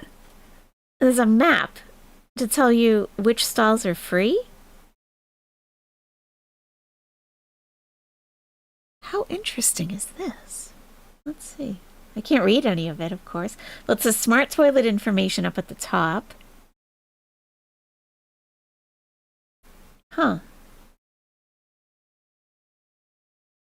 Wow. That's very organized. tell you if somebody's in a stall or not. And that's because, especially in the rest areas, the bathrooms are huge. It's like a maze in there. And then also when you go into the stall and you close the door, locking the door brings down a little tray. And on that little tray, you can put your phone or your car keys or your lipstick, I don't know, whatever you have in your hand that can't go in a pocket. And a lot of Korean bathrooms in the public have the bidets, the electronic toilets. Nice. So you can go in and spray your butt with some water if you want to. Yeah. And then it even has a drying function, so it'll dry your butt for you. Like, it's just, I love it. But speaking on rest areas, I have never been to such crazy, amazing, big rest areas. At least back in my day, when we're driving around, you go to a rest area, it's just kind of sad. It's a building. There's male, female bathrooms, and just some vending machines in the middle. And then you don't even want to use those restrooms because they are real dirty and stinky, right? It's like, do I go to this rest area? Nah, I just hold it. There's only 3 more hours left. I can make it. But in Korea, each rest area has a food court, a freaking food court. Everybody in the family can get whatever food that they want to have. There's always a big convenience store, several coffee shops. Outside, they even have street food stalls. So sometimes you can go there and get your favorite street foods. Like in the winter, they'll have my favorite sweet potatoes. Roasted sweet potatoes, roasted chestnuts. They'll be selling the grilled corn. It's like being in a fair. And my favorite thing is that places that are famous for certain local produce will have stores that sell that local produce there. So if you're going to an area that's known for its blueberries, which we did one time, they just sell all the fresh blueberries that just came from the farm fresh that day. And you go and pack up your car with blueberries. There's one in Korea that me and Moon went to one time we were going somewhere. And it's just a whole shopping mall. Definitely makes road trips really fun. Another thing in Korea that just makes so much sense is the fact that funeral homes and the places where you have the funerals are connected to the hospitals. In 13 years in Korea, I've been to 3 funerals and they all she produces great content. This is honestly how you keep engagement. If you have a channel and if you're struggling to keep viewers engaged, this is how you do it. You just keep it rolling. Just keep rolling. Just don't pause too much. Wow. And I have a problem with pacing myself, so I could learn a lot from her. That's amazing. Wow. You love Korean skincare, especially the sunscreen shell cat? Oh. Got to be careful of the endless beauty supplies. They're expensive, I'm sure. Yeah. They have bathroom etiquette too? Wow. Much better than having to peek under a stall, Rosebud. I agree. In some ways, South Korea is living in 2050. Yeah, it sounds it, huh? Amazing. Keep rolling. They have places you can just walk in and eat, pay, and walk out. There's no one in there. Oh, wow. Hello, 867. Nice to see you. all were at hospitals. There's a separate ward where they do the funeral services, etc. In my opinion, attached this is to the super hospital. efficient, and it's also very convenient, especially because funerals in Korea typically last 2 to 3 days. So the family will go and stay there straight through. People can go to the funerals 2, 3 a.m. At the funeral, you go, you give your condolence money, you go in, there's a big portrait of the person who's deceased, you bow to that person, and then you go and have food and alcohol with the family members. And the hospital provides all of those services. They even have ATMs outside of each of the rooms so your guests can come, get the money, give you the money. It's a one-stop shop. But that sounds horrible. But that's how it is. But in my opinion, that's so much more convenient over the way that we do it in the West. In Korea, most people just get their people cremated. And there are places where you can go and rent space to keep the urns in. I just like in general how in most places in Korea, if there's a service that you need done, literally everything is done in that one space. So you don't have to go out looking for other places to do it. Next one. Aprons in restaurants. I feel like in the US, places that do like crab boil, where they just put all the like crab and the corn and the potatoes on the table, they might give you like a plastic apron and like gloves to use just because it's so messy. But outside of that, I haven't seen aprons and gloves in restaurants. But in Korea, in any place where the food could be a little messy, especially if there's a big soup and the soup is red with spice that could get on your clothes and stain them, because let me tell you, that Korean red pepper paste, it does not come out. You can always ask for an apron, even if you don't see any hung nearby. They typically will have aprons that they could give you. And along those lines, at some places when you go to eat fried chicken, they give you, sometimes it's a whole glove, but sometimes it's literally just for your 2 fingers. It's like a 2-finger glove thing that you put on each hand and you just eat chicken like this. Now, since we are talking about restaurants, imagine someone like Chantal wearing gloves to eat. Can you imagine getting them on 3 fingers? Thing I think makes the most sense in a restaurant that I kind of wish that we had in the US. I think maybe nowadays we do, because I did leave 13 years ago, back when people weren't really using that much technology. Thanks, I guess. NBC. So Glad there you're could here. be places that have them now, but that is bells at the restaurant to call the server over to you. I feel like in the US, when you want to get the server's attention, you kind of gotta raise your hand like you're in school, like hey, hello. And then sometimes they don't see you or don't come like for a while. But in Korea, there's a bell. Ding dong, you ring it up at the front. I guess it tells the people what table was rung, and then they come right over. But also in Korea, you're allowed to yell out loud to the server. So let's say you ring the bell and they're over there. The server might just yell out to you, "What do you want?" And then you just yell out really loud, "I need this." And then they're like, "Okay." And then they bring it to you. At places where there isn't a bell, you just yell out loud, "여기요, 뭐뭐뭐뭐 주세요." Just give me this, please. So I think that is much more efficient. I feel like in the West, we think it's a bit rude to be just saying, "Hey, come over here." It could be if that's not a part of your culture, but I think it's much more efficient. One thing that I felt really irritated when I went back to America was just having to wait on the damn server to see me raising my hand. Especially because in general, our restaurants are a little bigger than the Korean restaurants. It takes a lot more time just to get in, get the food, and get out. Another thing that I think is really efficient with the restaurants though in Korea is that you go up to the front to pay. So like right after everyone's God, she keeps it rolling. Yeah, in Egypt, right? Like in the States, the server will come and be like, just check, is your food okay? Is everything okay? And then they see that your plates are pretty much clean. Okay, can I get you anything else? Do you want any dessert? Okay. Do you just want the check? Sure. In Egypt, they will let you sit there for hours until you call them over. And they can be like on the other side of the restaurant, standing like with other waiters talking to each other. And I guess they feel like it's rude to interrupt. Like, you're here to enjoy your meal. There's absolutely no rush. They're not trying to turn tables over. You're here. And that's it. And that's that. So you really do have to flag them down if you need anything. They're not going to come over to check on you at all.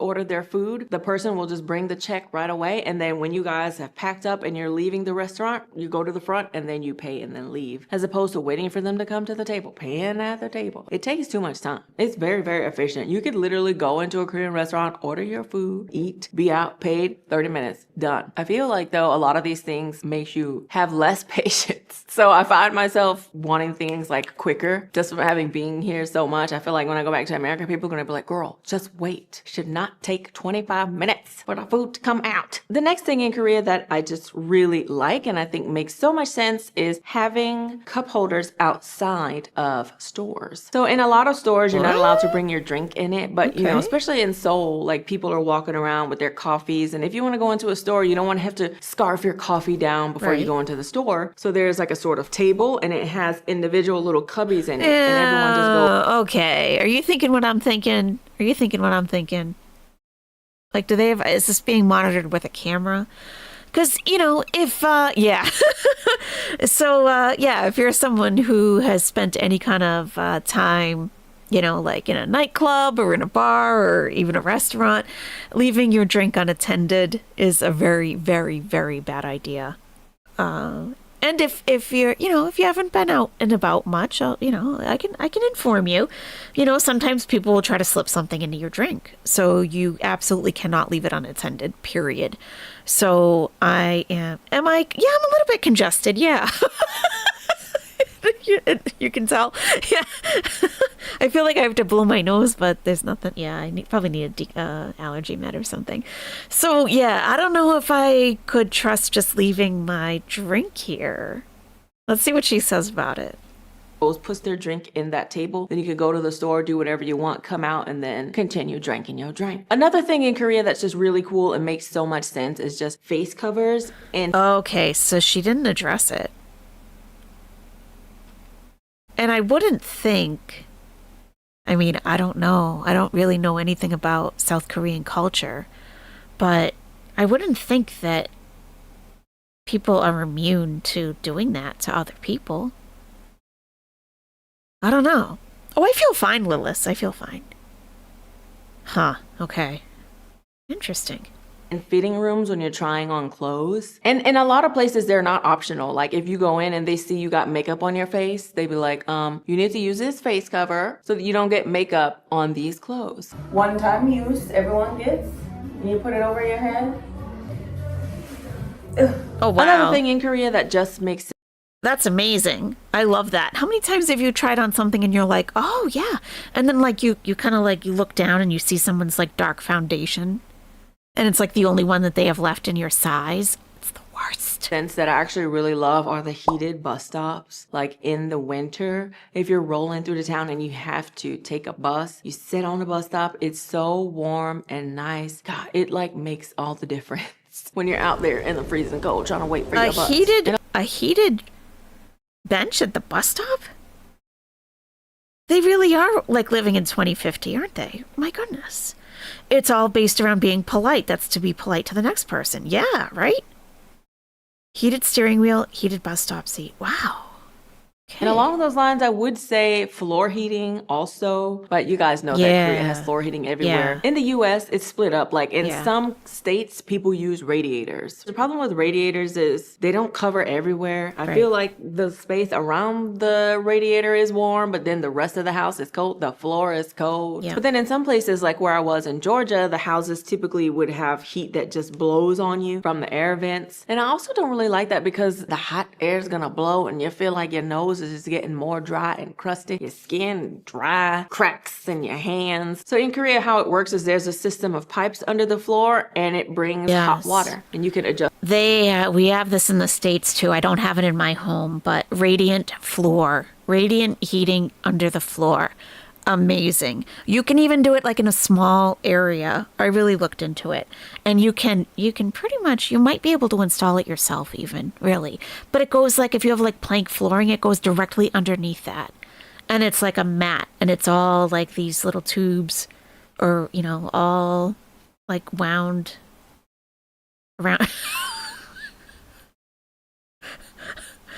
That's whatever. It goes under the floor and you have a dial on the wall and you can turn up the heat a little bit and then your feet aren't freezing.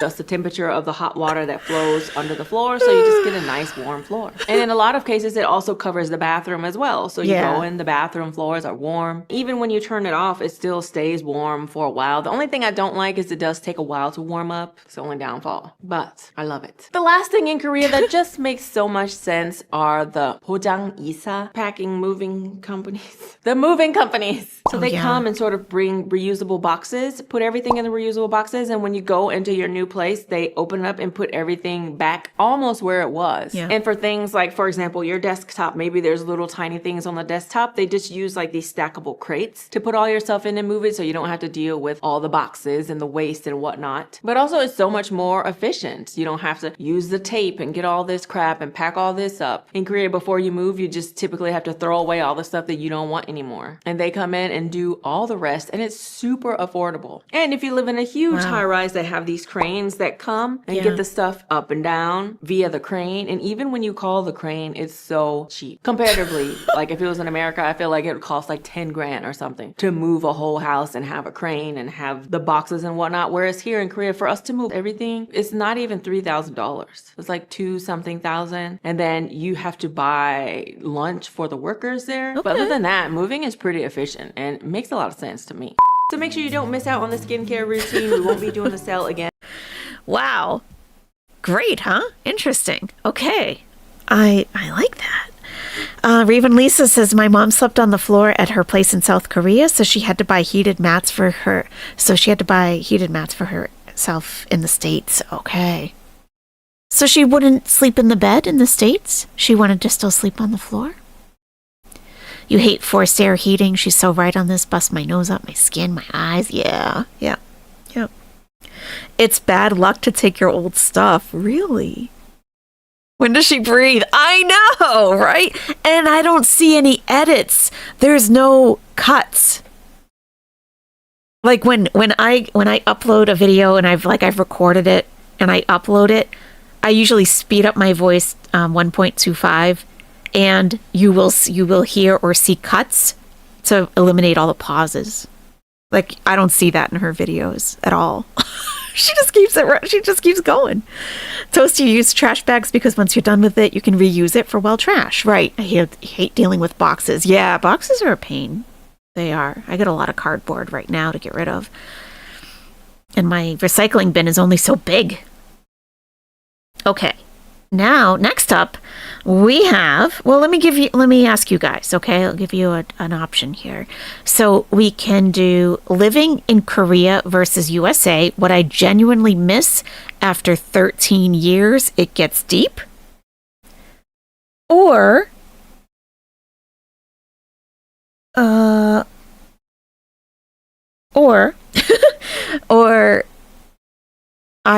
so Megan was like a fitness model, bodybuilder. I was skinny fat, my body transformation.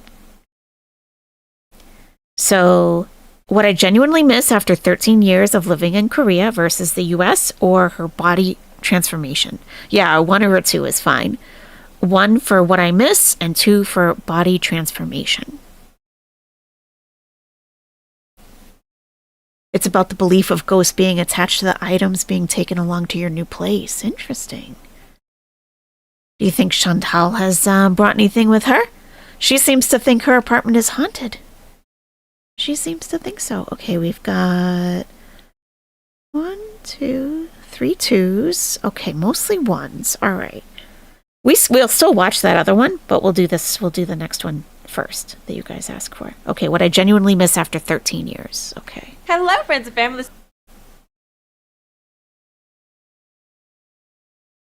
This is Megan Moon, aka Talented Miguksaram-입니다. And you guys know I've been in Korea for 14 years now. Although I love life here, there are some things that I find myself missing from the USA. Not even just from USA, I would say missing from Western culture. There's also some things that I took for granted in the USA, didn't even realize that they had a huge impact on my mental health. So let's dive right into it. So let's start off with the lighter ones, the less deep ones that we can just get right through. Chick-fil-A. I would like a crispy chicken sandwich with barbecue sauce. The Chick-fil-A barbecue sauce is the best one, okay? Come at me. The last Chick-fil-A sandwich I had was probably, holy crap. I have not eaten that sandwich in 13 years, and it's funny because if I had it now, I probably wouldn't like it. Yeah. There's so many things that I had when I went back to America after being in Korea that I didn't like anymore because they tasted too chemically, Yeah. or like too not fresh or kind of fake tasting. Yes, yes. Anyone who's lived abroad, have you also had that experience where food didn't taste the same to you? Like the food hadn't changed, but your taste buds have changed after eating different food. Yeah, getting yeses in the chat. Yeah. Yeah. And especially with the chemical or the sweetness of things that shouldn't be sweet. Like you can taste the sweetness where it shouldn't be. Fruit is a big thing. Like I feel like fruit, unless like I never used to think that organic was a big deal. I mean, I had a friend who was always like, listen, there's a list of things. There's a list of fruits and vegetables. Okay, it's the dirty dozen or something like that, right? Like you have to buy organic. And I'm like, is it really worth the extra though? Like, I mean, whatever. Well, all the produce in Egypt is organic. So, I mean, by default. And I found that the fruit and vegetables, they tasted far more flavorful there. And when I came back and just buying like regular conventional produce, it had very little flavor at all. So, and now like, depends how much you buy. But for me, I do taste a big difference between organic and conventional produce. I really do. I feel like now I do taste pesticides if I buy conventional. And I have to, soak it in water with the apple cider vinegar and everything. Organic is worth it. It really is. And it really doesn't cost that much more. But again, if you're buying for a family of 8, I mean, yeah, you probably have, make your choices, of course. It's like my egg discussion. I can go on and on about eggs. Really. For me, I'm buying eggs for myself. So, pasture raised, like all the like, I want the hens to be living in the lap of luxury and have miles and miles to roam and whatever, right? Because it does affect the quality of the egg. But if you're trying to feed a whole family and eggs are $8, like, yeah, probably not. So, it's all like what you can do or what you feel is important. Everyone's a little bit different. Yeah. Or preservatives. That is a big thing too. Yes. I was shocked in Egypt how fast bread got moldy. It was like days. Like I'm talking 2, maybe 3 days, and there would be mold. That might be why Chantal was freezing all that bread. It could be. And here I can keep bread. I mean, especially if I keep it in the refrigerator for weeks. I mean, that's not normal. That's definitely a lot of preservatives. The orange yolks, yes.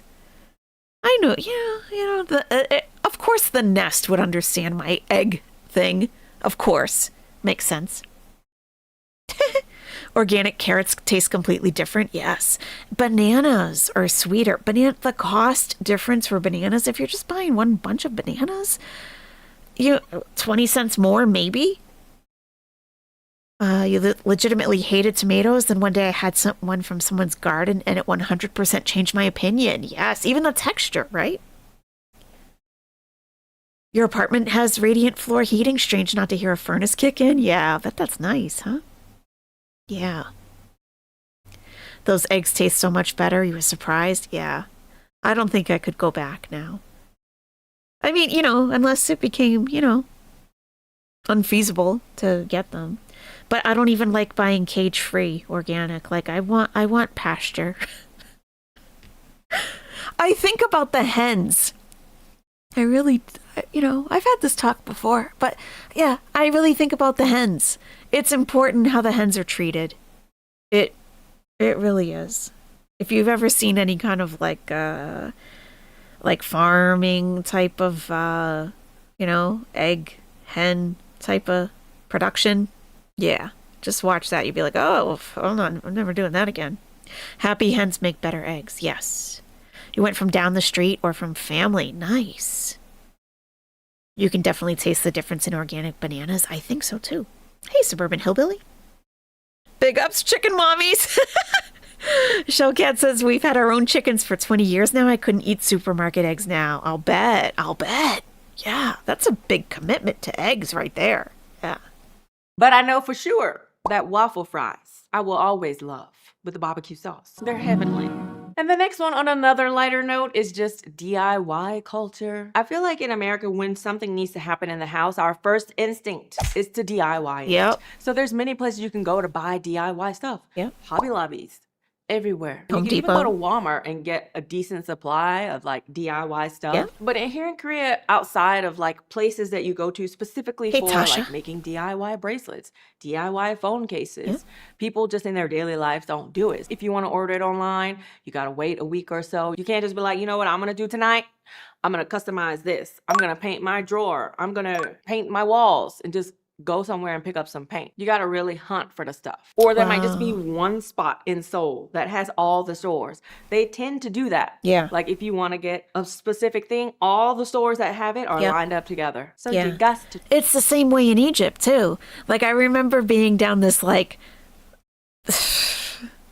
I wish I could just give you the picture in your mind of the picture I have in my mind right now because it's hard to even describe. It's hard to describe. Like this winding small area and it's like but all of the sellers of plastic bags will be in this one little plastic bag district, and it will be like 4 or 5 stores, and these people have had these plastic bag stores through generations, and they're all in the same spot. So there's a fabric district in Cairo. If you need fabric for curtains, for clothing or whatever, right? Like there's one district that you go to and they have the fabric there. You don't have to travel all over the place. But it can be inconvenient too if you live across town and you just want to get fabric for something, you can't just go down the street. You've got to go to the fabric district. To trek to go get it. Now on to some deeper things that I miss. The first one being small talk, warm smiles from strangers, all those things that we just tend to do in the US. Like if you're at the grocery store, right, and you're scanning your groceries, you can just have basic conversation with a person, you know, they're just, yeah, girl, did they? Really? Oh my God. Okay, have a nice day now. So if you are a tourist in Korea and you're in the touristy areas and you look kind of lost, people will come up to you and ask you, you know, do you need help and whatnot. But once you're here and living and you're just doing basic things like going to the bank, the grocery store and doing X, Y, and Z, there's not warmness. There are people who ask if you need help, but it's not as warm. And sometimes they don't even look at you. They're just doing what they're doing with their back turned. 도움 필요하시면 말씀해주세요. Literally over and over again. 도움 필요하시면 말씀해주세요. Everybody just like mind their own business and they just seem overall a bit more down. So sometimes you get the feeling that you're surrounded by people, but like not connected with anyone. Certain like small courtesies like please, thank you, and pleasantries and whatnot. A lot of Korean people when they visit Western countries are pretty surprised by it because they're just like, wow, the people are really warm. Like they talk to you, they seem to genuinely care. They ask you how your day is and whatnot. And that's not something that you necessarily get in Korea as someone who lives here. You guys know it's been, 2 years since we moved to Paju? And just now at my gym, maybe I would say like 2 or 3 months ago, did people really start talking to me? Even if I like went and tried and like talk, people are just kind of like, why is she talking to me? Only after 2 years can I go to the gym and like talk to people and know them now. Wow. And that is wild, especially because in Korea, people tend to work out at the same time. So it's the same group of people that you see in the gym every day. I feel like in the States, if that happened, the same people we see all the time, maybe at most a month, then there would be someone who you would have small chat with like, hey, you know, what are you working out today? Oh, I'm doing my shoulders. Oh, cool. And then if you're doing the same workout, possibly do it together, right? But not here. And this is something that I realized just recently when my husband, the kids, and in-laws were at a theme park. We went to Legoland. And you know, at theme parks, when you're waiting in line, Western people will often talk to each other in lines, especially if there's some sort of common thing that we see. But you don't really get that in Korea. Or if you do try and talk to someone, they think it's a bit awkward, like, germs, why is she talking to me? And the thing that's Germs. so weird to me is when kids wave at people here, they don't wave back. And this actually sort of irks the hell out of me because Ruben is very social. So when Ruben sees people outside, he's like, annyeong, and he looks at them, smiles at them, and then they're just like, and even other little kids, it's so weird to me. There'll be a kid who's like 5 years old. We'll be in an elevator or something. And then Ruben's like, annyeong. Literally, this one kid said to his dad, like, Dad, why is this kid talking to me?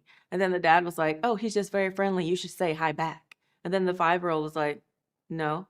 It was wild to me. Like, Wow. Ruben goes around and waves at people, and then they don't wave back.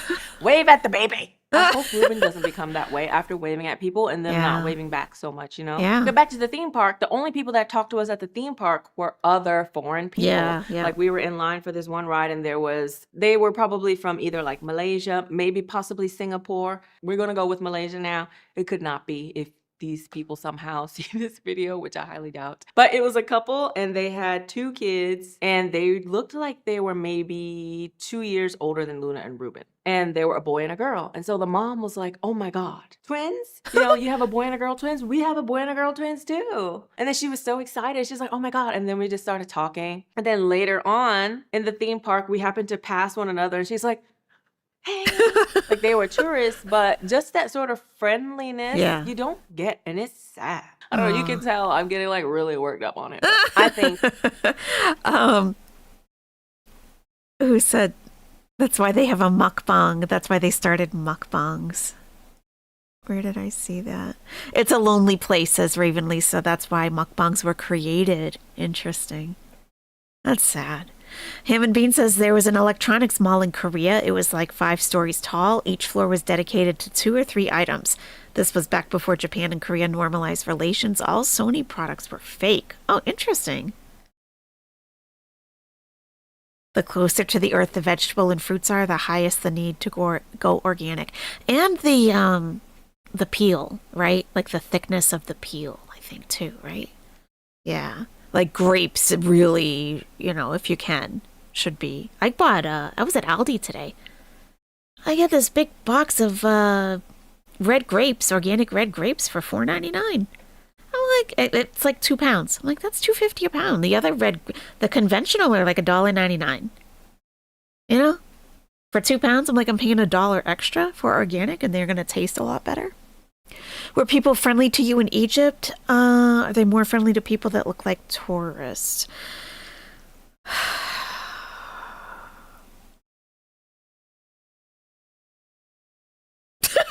feel like that's such a hard question because when you're a tourist in Egypt, you're a tourist. Like you're a tourist when you're a tourist. Like you're at the pyramids, you're in Luxor, you're getting, you're with your tour group and they're all foreigners. But like being a foreigner, it really, I guess, I wouldn't say just because I look foreign that people were automatically friendlier to me. No, I wouldn't say that. I wouldn't say people were like, "Oh, are you American?" No, that didn't happen. Like people might give you a glance like, "Oh, what is she doing here?" But like they're not gonna like come over and be like, "Oh, hey." No, I guess not. Yeah. Making me think tonight. It's good.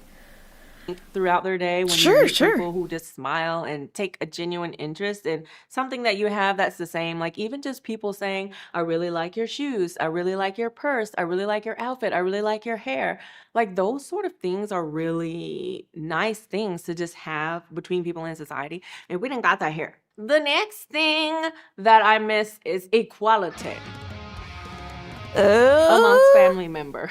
What I mean is, in Korea, there's something called 서열 문화, and that is rank culture. So 서열, it means rank. So in the family, the elders are high ranked, so everybody has to respect them no matter what. Even if they do something shady, if you call them out on it, you can't do that because I'm older than you, basically. I don't have to respect you or your boundaries in any way, shape, or form. Now, as someone who comes from a society where everyone's equal, it makes it very difficult to make relationships. And it's not just me, it's even Korean people have a hard time having full relationships with their parents because they have this we're always going to be above you sort of mentality. So Korean people actually think it's weird when they see us with our families, like Western people, and we're just talking, joking, having a good time. I have yet to meet a Korean person who has gone with their foreign partner's family and seen them joking and playing around who didn't say, wow, you guys are friends, this is weird. My in-laws included, when they see me and my family together, like when we did the Korean in-laws come to the black barbecue video, every time they see like me and my family, my mom-in-law always says, wow, it's crazy, you guys are like actually friends. No wonder you seem to be so bored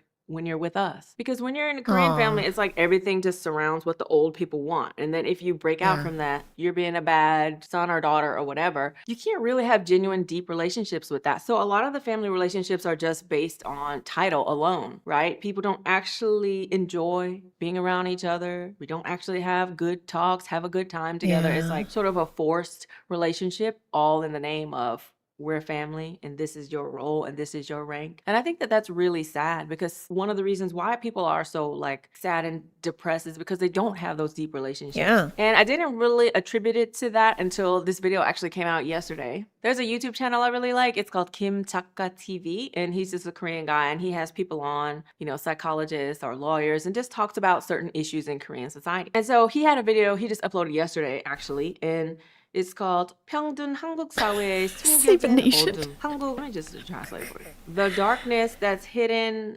between the mentally sick Korean society. So the biggest thing that this guy was talking about was the fact that there's no real true love in Korea. Whoa. And one thing that he says is in a lot of the situations, people feel like love is some sort of transaction, right? You give me this, so I give you this. And when you think about it, basically, it is kind of like that, except I think the transaction is all mental. If I'm feeling sad, then I come to you, you comfort me. You feel sad, I comfort you. Like it's sort of a mental transaction, right? But the transaction that he's talking about in Korea is more like, what can you do for me? And that keeps people from feeling just genuinely loved and respected. And the one thing that he says is lacking is just genuine love of people. You're my person, so I like you. That's it, right? It's not like, oh, you can't do this for me anymore. Okay, I don't really like you anymore. I really enjoyed this video. If you speak Korean, you might enjoy it too. But one of the things that he does mention in this video is the ranking hierarchy, and that is also one of the things that keeps people from having good relationships. He says good, loving relationships have to be equal. You can't be like, okay, well, I'm here, I'm above you. You have to respect me, but I don't have to respect you. You know, obviously, you can't really have a good, deep, genuine relationship like that, right? Another thing that he mentions in the video is just the lack of self-esteem that people has, and he says when you have low self-esteem and you're so worried and concerned about yourself, it's really hard for you to have true love because you tend to do stuff for people because you wish that they would love you back. I just think overall a lot of people don't really learn how to have good, genuine relationships, and it's mainly based on you do this, I do that. You do this, I do that. If you're like this, then you can be my friend. If not, then you can't. And it's sort of missing just that human compassion aspect of stuff. That was kind of a tangent. But rankings within family makes it almost impossible to have deep, meaningful relationships with those people. And not just within family, amongst friends as well. Like in Korea, even if someone's just 1 year older than you, just 1 year, then you have to call them oppa or nuna or 언니 or hyung, and then there's a certain way that you have to act toward them, even just 1 friggin' year. And they might sort of want to impose what they think on you and whatnot. But anyway, the hierarchy system has just effed up all the relationships, basically. The next one, which... Isn't she great? I love her. Tasha says, I stopped in South Korea on the way to Japan once, and it was very odd. Everyone is just doing their own thing. Very little interaction. That's interesting. Unfortunately, the fact that she looks different probably makes less people talk to her. Okay. Toasty says, I'm not from a Korean family and I still find it foreign when families act like families. Yeah. Welcome back, Saban Nation. Raven Lisa says, one thing I hate is the elderly Korean women, the cheek pinching, and is Lisa's mommy home? Face mush like a fish. Oh, no. The hierarchy comes with responsibility. She's not mentioning that, sort of just grazing part of the concept. Okay, that's important to point out, that it's not just about I'm at a higher status than you, that there's more to it than that. There's a responsibility that, you know, maybe more experienced, more maybe has, well, you know, tell us more about that. I don't want to make assumptions. I thought of one other thing, Freedom Deep, about your question, and that is, I don't think, people see foreigners all the time, but I think what the difference was that people, if I was in a non-touristy area, and if I was with my former partner, then it was clear that I was living there, and I would be treated like as a local, basically. I wouldn't, like, you know, no one's like, oh, are you from America? None of that. And like driving, like riding along in the car or me driving, there's different license plates in Egypt. So there's different colors. And so orange, like if it's orange across the top of it and there's numbers, orange across the top is a tourist car or like a rental car. So you would typically see, and I had very blonde hair then, you would typically see someone like me driving a car with that orange license plate.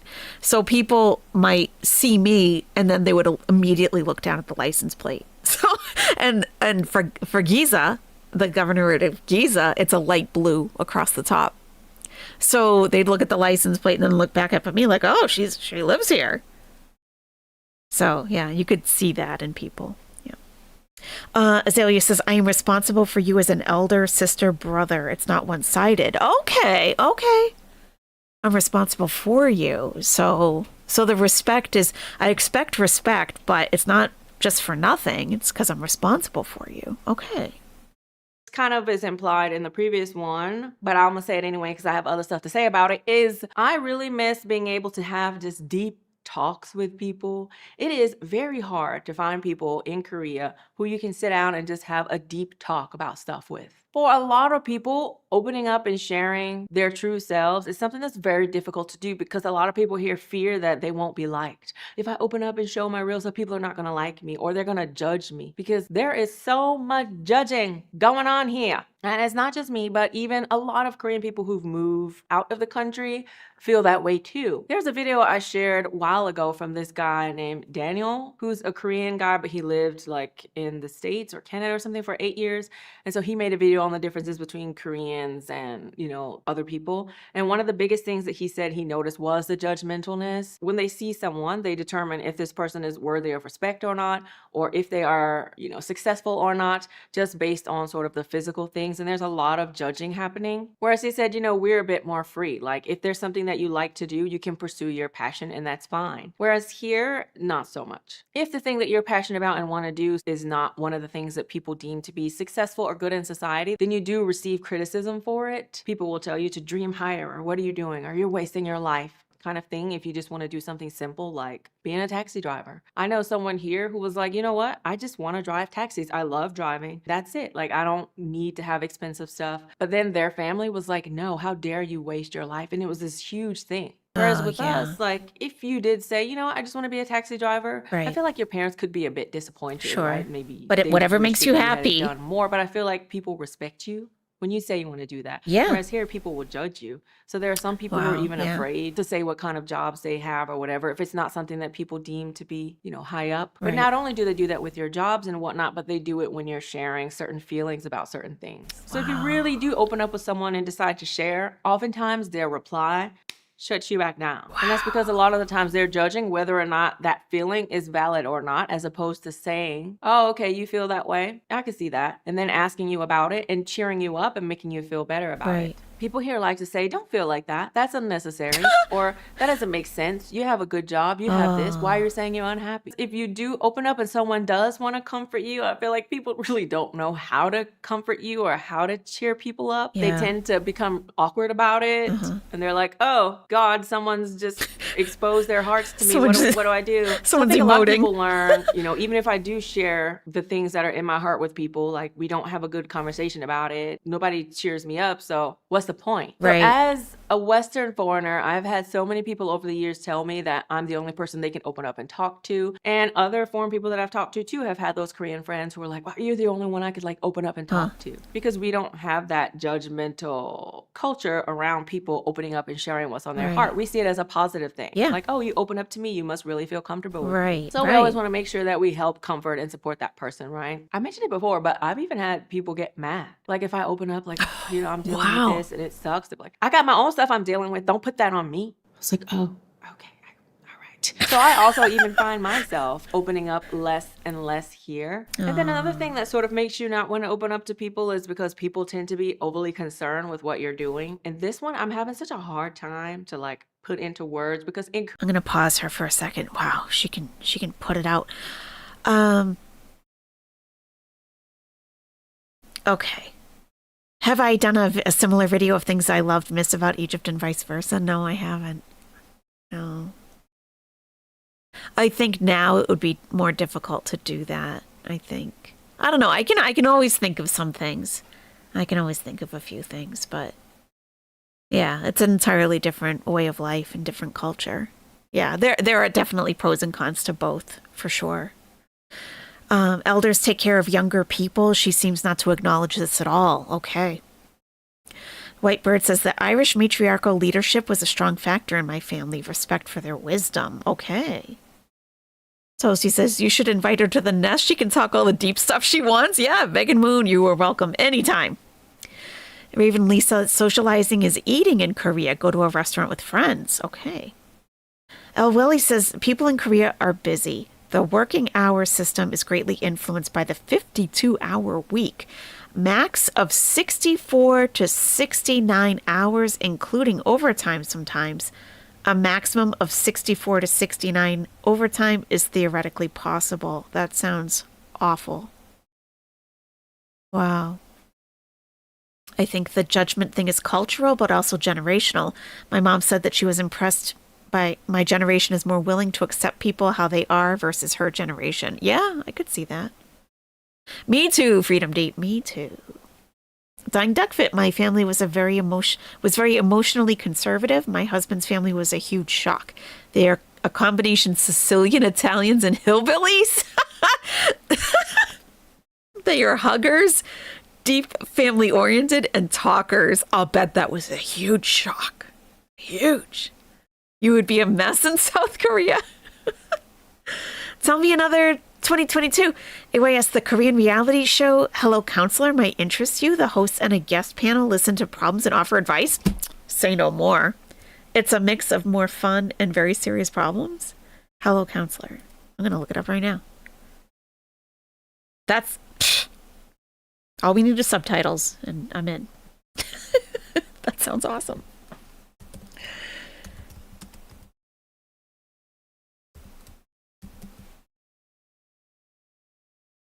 Oh, yeah. KBS World TV. Hello, there it is. Hello Counselor. From 2015. I'm going to add this to my save to watch later with you guys. And then we have like the channel. Yeah, then we can just scroll through the channel. Awesome. Thank you for that suggestion. That sounds awesome. Thank you. You did 50 to 60-hour weeks for months in supervision, automotive, Whitebird. Those are long, long weeks. Really dastardly deeds. Good thing patrol deputies off the street tonight. Tornadoes popping up all over Minnesota. Wow. Huh. You drink the Kool-Aid, Dying Duck Fit. You're one of them now. Nice. Korean, it makes so much sense. Let me just look it up and see what it says in the dictionary. Kansup, telling people what they should do. You should do this, you should do that. Lose weight. Your nose is too big. Your eyes, you should get eye surgery or whatever. Like telling people what to do. So intruding in people's life, meddling in people's lives. That's a good one. Meddling. Okay, let's call it meddling. Kansup. In Korea, there's a lot of meddling in people's lives, but there's no actual yudegam, which is intimacy.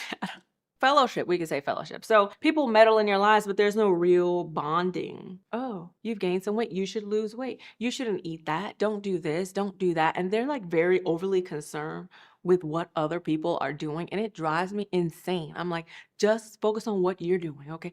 Let me just do what I'm doing. And when you have a system where people are meddling in each other's lives, but they don't actually take the time to talk to you and ask you what you think and what's really on your mind, you start to feel like sort of squished and like smothered, suffocated. But then you feel like people don't actually see you and know you, if that makes sense. I'm telling you, it's so interesting to me that people will first meet you and like tell you that you're fat or something, but they will not open up and tell you what they need or like share themselves with you. It is wild to me. Those sort of rude, meddling, intrusive comments, yes, you can do it, but don't say that you're sad or you had a bad day and why you had a bad day. Don't open up. But just tell everybody the things that they need to fix about themselves. Wow. Like, that's kind of the vibe. Sounds like Girl World. Sometimes.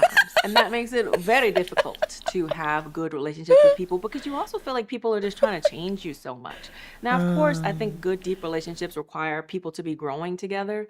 And in my opinion, the best relationships are the ones where you have those deep talks and you sort of grow together. You become better people together. Yeah. Because here, everybody is so meddling. If you do have to actually open up and talk to someone about something, like an issue that you're having in the relationship, etc., sometimes they don't really take it that well. They just sort of take it as just concept, just meddling, because everybody's just always telling you to do this, do that, do this, do that all day. It's like nobody want to hear that, right? So that is all that I have for you guys today, or all I could think of right now. I'm sure she's the best. She's the best. It was a big shift when you married your husband, Raven Lisa, and went to his family functions. I was so used to being the daughter and being forced to do everything. I was so confused when I was told to sit down. Wow. You help out as much as you can now with your illnesses, but I'm glad they give me some freedom to help them. Oh, yeah, that must have been very difficult, huh? To just sit. I know, I love her. I love her. All right, we'll watch the fitness one, because she is a fitness, she was a fitness model, bodybuilding, all of that. I don't think she competes still, but it's called I Was Skinny Fat. So those of you who had chose option number 2, that one is up next. Hello, members of the family. This is Megan Bowen, aka Jeez. Whoa. She looks way different. So this was 6 years ago. Wow, she looks very different.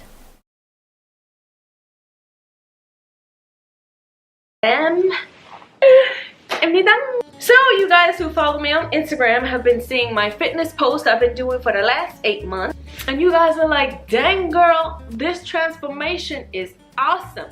Please tell us your secrets. Now I have made a fitness channel. I'll start posting on it end of December, early January-ish. I'm making it a New Year's kind of thing. But for now, please go and subscribe to, and thank you so much. I love you.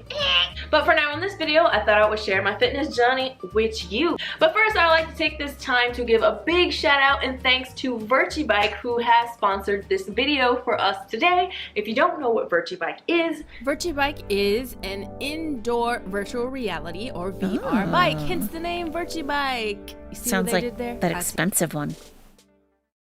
And the reason why I wanted to share it with you guys is just because many of you guys always tell me that you want ways to be more active, you want to move more, and I personally think that having equipment at home is a good way to go. And I think that VirtuBike is really great, especially for people who love riding bikes, especially because it has those classes, like spinning classes right from home. Hello. It's awesome. And many of you guys are interested in Korean culture, which is why you subscribe to my channel. And because it's a Korean company, they actually even have K-pop spinning classes. So all of the music will be K-pop. K-pop spinning classes, Sir Austin. Did you hear that? Isn't that awesome? So if you're interested in VirtuBike, I'll have all the information down below. Make sure you check it out. It's available for iOS and for Android. Yay! Now on to the video. So let me tell you something. Can you come closer? Come closer. I used to be skinny fat. What had happened was, you guys know that I had surgery on my chest augmentation, and when I had the surgery, I wasn't allowed to work out for like a month, so I just kind of got used to not working out, and I was just kind of sitting around. And so because I got a D cup, they're kind of heavy for me, so I stopped taking the subway, buses, all those public transportations that we take here in Seoul and walking around, and I just literally took taxis for like a whole year. I did nothing but work, get in a taxi, barely even walked. So what had happened was, because I stopped using my muscles, my body threw them away, because that's what your body does. Like, if you're not using your muscles, your body's like, throw it away. Right? So here is me when I was skinny fat. Well, I was like, I need... Okay, I mean, ma'am. All right. I don't know. I don't think fat should be any part of this description at all. At all. To start getting fit again. So I joined a gym, and at this gym they have an InBody, which is one of the types of body fat scanners that you can use. And of course, it's not as accurate as a DEXA scan, but it's still quite accurate, and it's a good way to gauge your progress. So when I did it, I was 30.5% fat. Now let's take a look at some body fat percentage charts here. All the body fat charts that I found were quite similar with small variations. So this first one right here, this purple one, okay. If you're age 25 to 29, which is me, okay, and you are more than 29%, it says obese, very high. Yeah, I mean, that is a thing. That is a thing for sure. You can have high body fat percentage and still be a low weight. Yeah, that's true. Okay. But I mean, like, anything under 20% for a woman is, you start to see a lot of definition. Like, a lot of definition. So that means little old me. I was in the high fat category. I'm like, I need to do something about this. On some other charts, let's look at 26 to 30. It says 31 to 36 is over fat and not 30, but I was 30.5. So another 0.5 and I'm 31. I'm still over fat, basically. And the most forgiving chart that I found from Health Status said 25 to 31 is acceptable, and obese is 32 and above. And it was at that point in time that I learned that actually body fat is the most important determining factor in your health, not necessarily your weight. Because when I first started out, I was 62.9 kilograms, and actually before I had my chest surgery, I was about 62 kilograms as well. So in my mind, I hadn't actually gained physical weight. I was the same weight, 62, but because I stopped moving, my muscles deteriorated, and because I was eating the same I was with muscles, when your muscles go away, you have nothing using the calories up. So then your body's just gonna make some fat to go in its place. So if you just base it off of weight, then you would think you were okay. I'm the same weight, I'm 62 kilograms. Yeah. No, it's not, because I was really high in fat. Okay, percentage. how'd you do it? How'd you do it? We get it. How'd you do it? How'd you get from skinny fat to toned and muscular and beautiful? Am I sick? Allergies? What's happening? I don't know. I'm a little congested. No, that's okay. I don't mind. I don't know. I just sat down. I'm just feeling congested. That's all. I don't know. I feel fine. She probably had calipers to measure her body fat. You take measurements from different parts of the body or biometric scale. You can, that's not as accurate though. Calipers are the most accurate way to check body fat. I would think that. Because you can be the same weight, but your distribution of muscle and fat are different. So Thin, because I had clothes on and I made videos for you guys and you didn't know. So when you see me during that time period, cute she around is. February of this year in my videos, you would have had no idea that I was actually skinny fat, because looking at me in my videos, you think, oh, okay, she's a thin girl. But no, I was skinny fat, guys. It's not healthy. So let's fast forward to today, 8 months later. wow. Okay.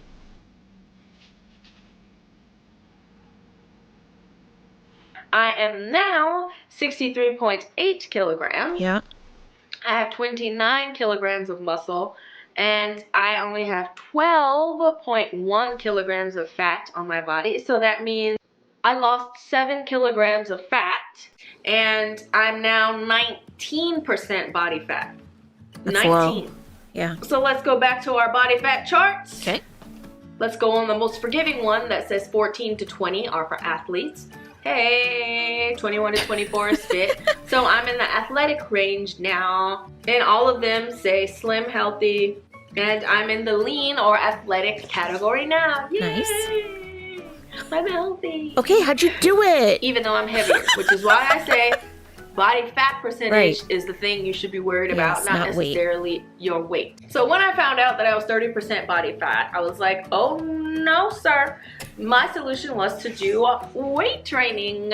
Why is that? Because if you put on muscle and you maintain your same weight, but you just lose fat, as I did, you don't have to cut your calories drastically. I think a lot of people just think weight loss, let's cut all of our calories out. And it's like, that's not that good, because as you lose weight that way, you will also lose muscle as well. So then what happens is when you get off of that diet and you eat the same way you used to eat before, you don't have as much muscle as you had before to use up those calories, so you're essentially gonna get like fatter than you were in the first place. So that's why I recommend and wanted to do weight training, because now I actually eat more than I ate before, but I look better, I'm toned, I'm super athletic and lean. And another goal that I had was I wanted to be strong. I wanted to do pull-ups. Now I can do 10 pull-ups. So what kind of weight training do I do? We rotate everything. I meet my trainer 3 times a week and I work out by myself twice a week. So total, I work out weight training 5 days a week, and 1 day on the weekend, depending on if I have time or not, I do an extra cardio session, just because I've kind of gotten addicted to working out and moving and being like busy. If I don't move and I'm just sitting at home all day, I feel weird, because I've made it a habit to work out. Your body likes to do what kind of habits you have. If you're used to sitting down, you're gonna want to keep sitting down. True. If you're used to moving, you're gonna want to keep moving. Yep. And we rotate arms and back. Or sealing.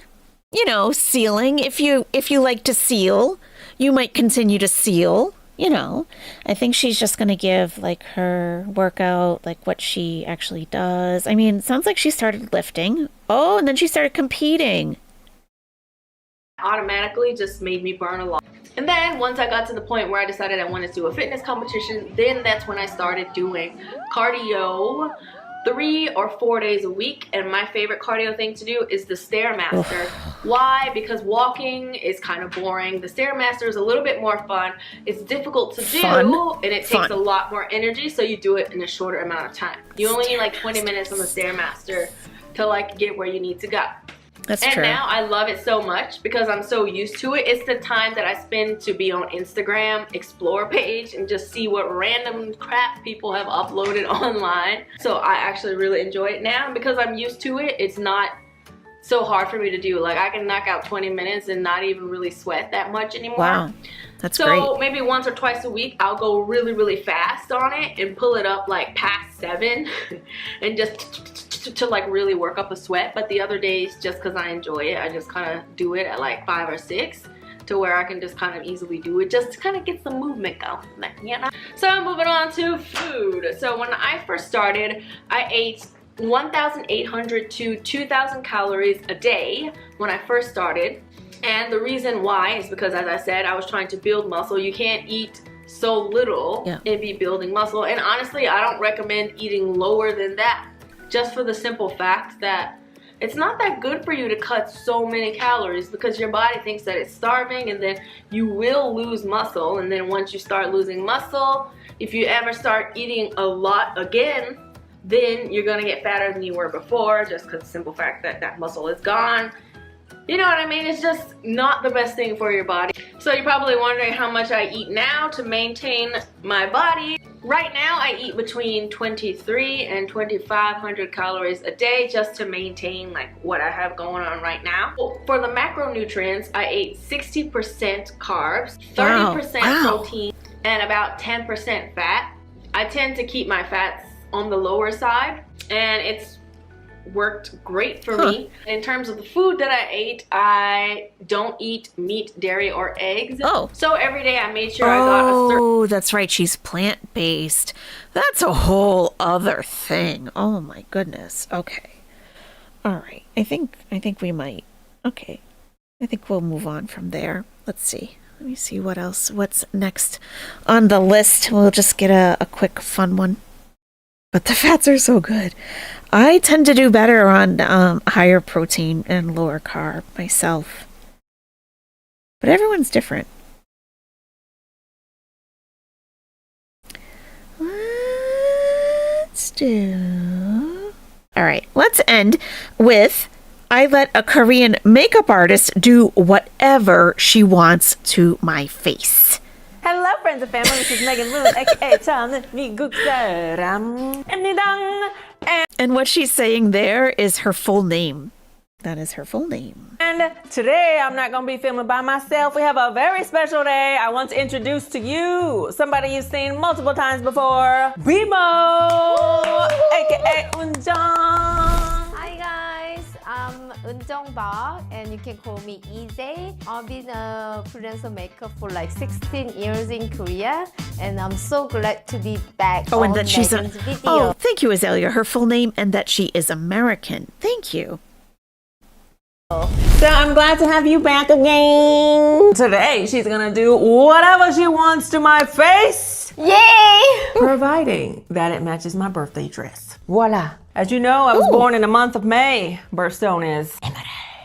Oh, congratulations for your birthday. Don't congratulate me. I'll be 36. That's closer to 40. I don't like it. Cannot believe you're 36. When did we met, Megan? It's that Korean Yeah, skincare. just Before I like got that. married. Yeah, it was like, you know, the KBS or something. And then you text me again for your video. Okay, yeah. I used to do home shopping, acting on KBS. So I forgot about that. Megan the home shopping actor. I can buy this makeup today. Let's do your birthday makeup. Yay!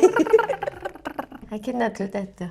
Do it. You know, it's so funny, like Korean people can't roll their R's. I can't either. I want to do that. Are you jealous? Yeah, I'm very jealous. I've never been So I've able to already do that. done my skincare today. And just so you know, my skincare is back on sale for 1 month, baby. Hallelujah! You can get an much entire is it? set. I'm talking cleanser, toner. I haven't watched her ad yet, but I'm like, all right, what is she doing here? How it's got to be it's partly genetic, obviously, but I mean, I might, how much Serum is and it? cream for $56. Okay. What a steal. I love that. She told us exactly how much it for what now? What do you get? And cream for $56. What a steal. So if you're new and you don't know my skincare routine, let's go over it together. You guys know I typically use the green tea enzymatic powder wash, but recently I have switched over to the rice whip facial cleanser. I have a question. If it's rice, does your skin absorb the carbohydrates from the rice? That is my main question. Transdermally. Is it white rice? And does it come through the skin? Green tea enzymatic cleanser. I'd rather have green tea than rice. Face to really get in there and get my eye makeup off, which this one does really well. The benefits of rice water cleansing is that it evens and illuminates the skin. It also enhances the skin's elasticity and leaves the skin so smooth and soft. And what about rice water cleansing for the hair? Doesn't that make your hair super shiny? I've never done it.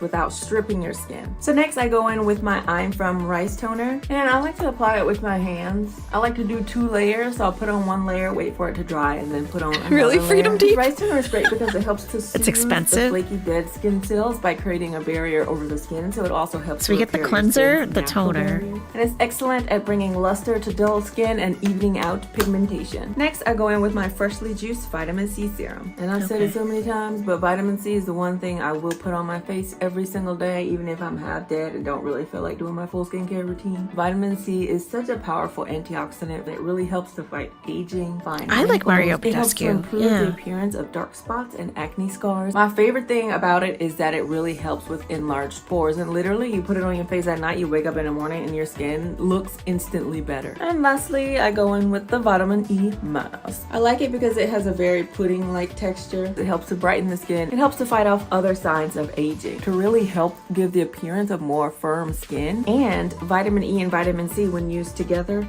they increase the effects of each other. So you get even more of a benefit by using the vitamin C serum and the vitamin E mask together. You know what I like is DHC. I haven't bought any DHC in a long time.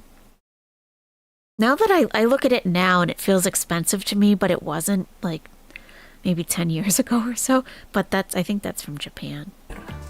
And there you have it. Her products are good. You've tried them in the past. Tell me another. You have? Oh. Did you, okay, can you tell us a little bit more about your experience?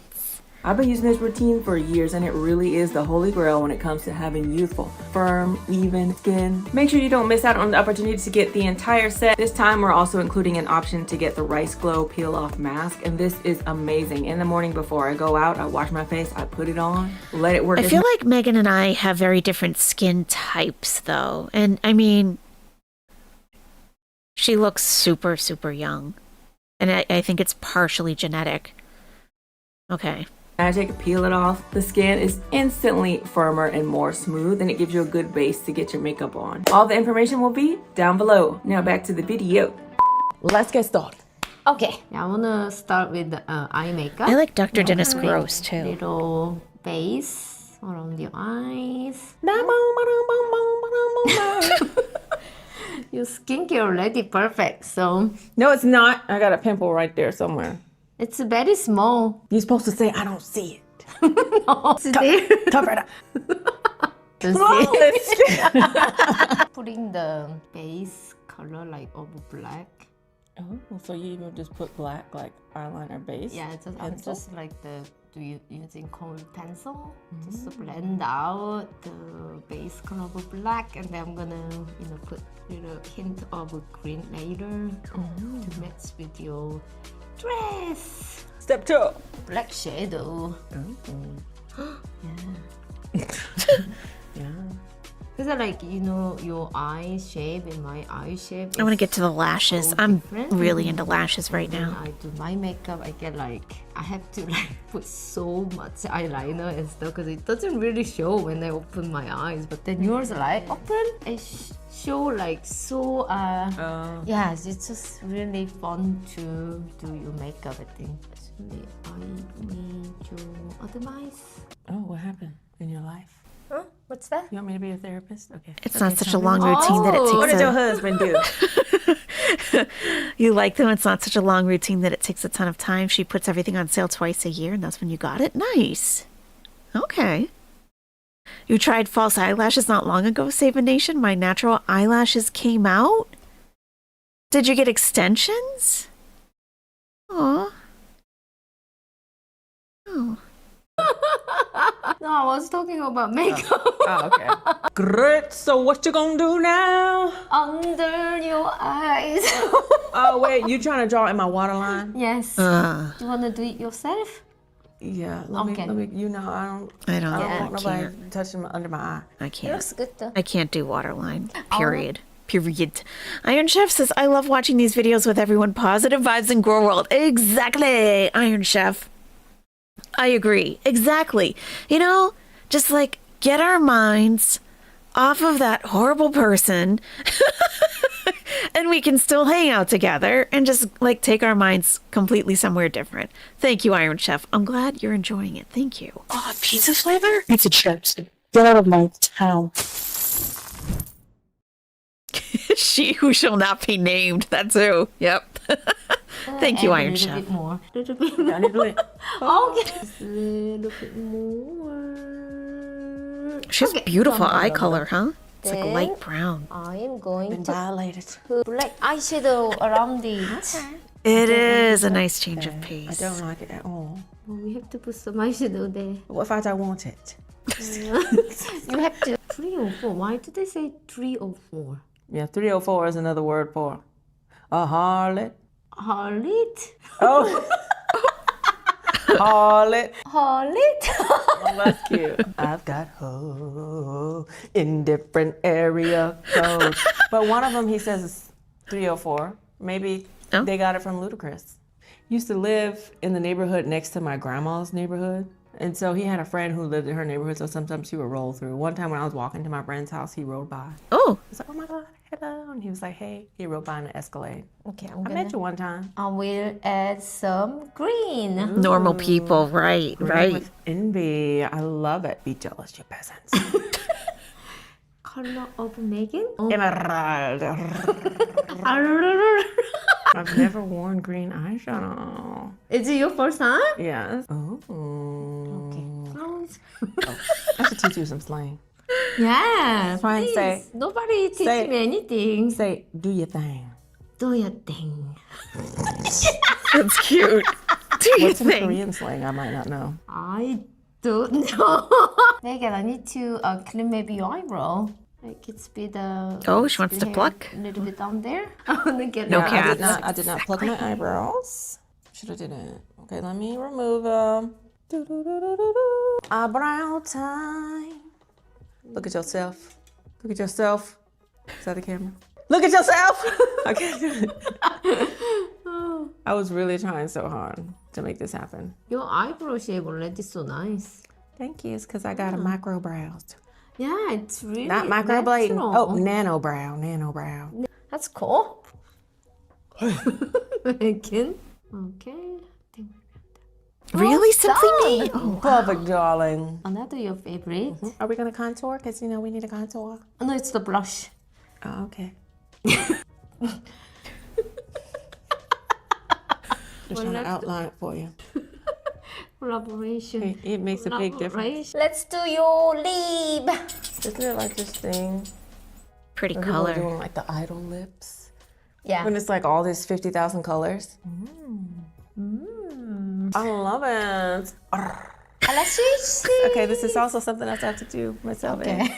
Well, even for me, I Oh, love lashes. watching, My dog wants to go out during the lashes. Yeah? really fun, yeah. Seriously? I watch like lots of like makeup videos Makeup and tutorials? stuff. Yeah, it's You really so love fun. makeup. I'm like trying to put these on without touching How? It's insane. Yes, see?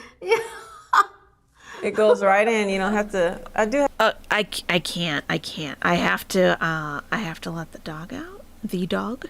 The one and only. The one of two. And I can't miss this. So, so just give me a second. And I'll be right back.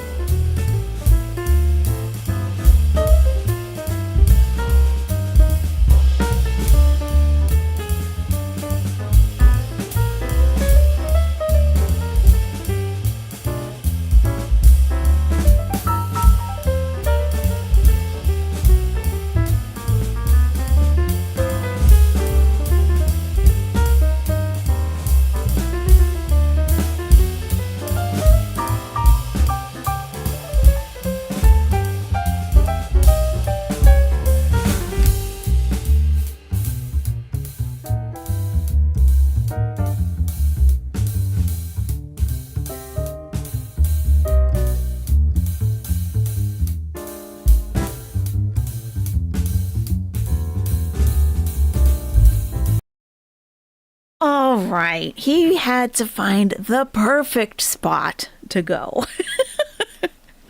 Thank you so much for your patience. Okay, yeah, I gotta, what are we doing with lashes here? I'm way into lashes right now. It's kind of silly. Okay, this is also something else I have to do myself. Okay.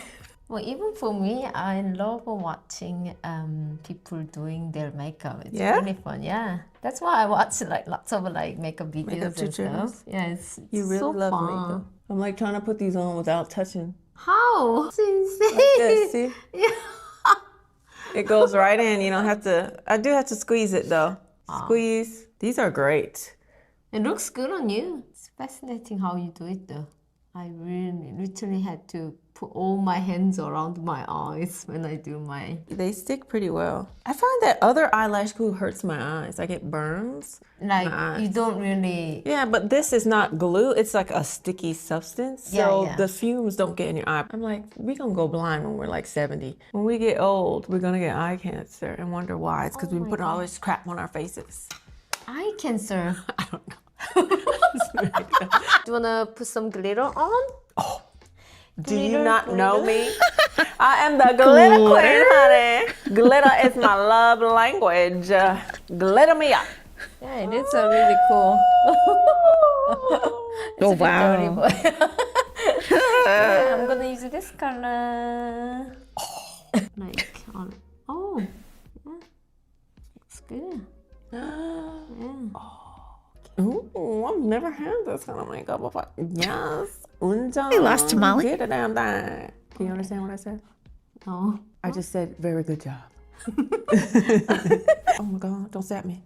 You have to open your eyes. Ooh.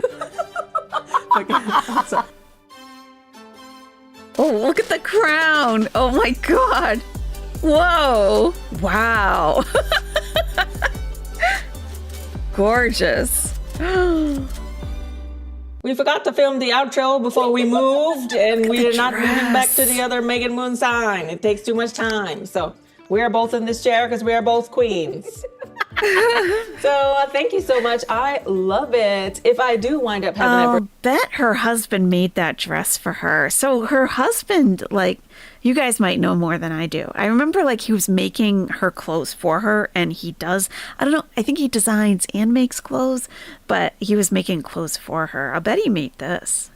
Birthday party that my husband wants me to so desperately have. This will be my birthday look. My friend actually had a princess party 2 years ago, and it was actually really fun. Ho, ho, ho, Merry Christmas. I feel like Santa. So thank you so much for coming. Oh, happy birthday! Thank you. So we're gonna have Eunjung's links all down below so you can check her out on Instagram. So thank you so much for watching this video. If you like this video and you'd like to see more videos, please subscribe to my YouTube page, which is down below. Don't forget to follow me on Instagram, Twitter, TikTok, like me on Facebook, and we will see ya. All right, so that is Megan Moon. Her channel link is pinned to the top of the chat. It's also the very first line of the description of this video. I hope you enjoyed a little bit of Megan. She's such a bright, she's such a bright light of, like a bright light of hope to Core World. Like, she's entertaining, she's positive, she's beautiful, she's funny, she's clever, and it's like, and she's very intelligent, and talking about all the differences in culture. It's fascinating. Like, I don't really know much about Korean culture. So, like, it's fascinating. And to hear you guys' experiences and your takes on things are just priceless. Truly. She's not Core World. That's what makes it a breath of fresh air. True. Yeah. Yeah. I kind of did some thinking about She Who Shall Not Be Named. He made her maternity clothing. Oh, he's also made clothes for the twins. Yeah, very talented. Yeah, I've done some thinking today about she Who Shall Not Be Named. And I know a lot of people are really getting over her, as am I. Okay, Whitebird, we'll see you later. And,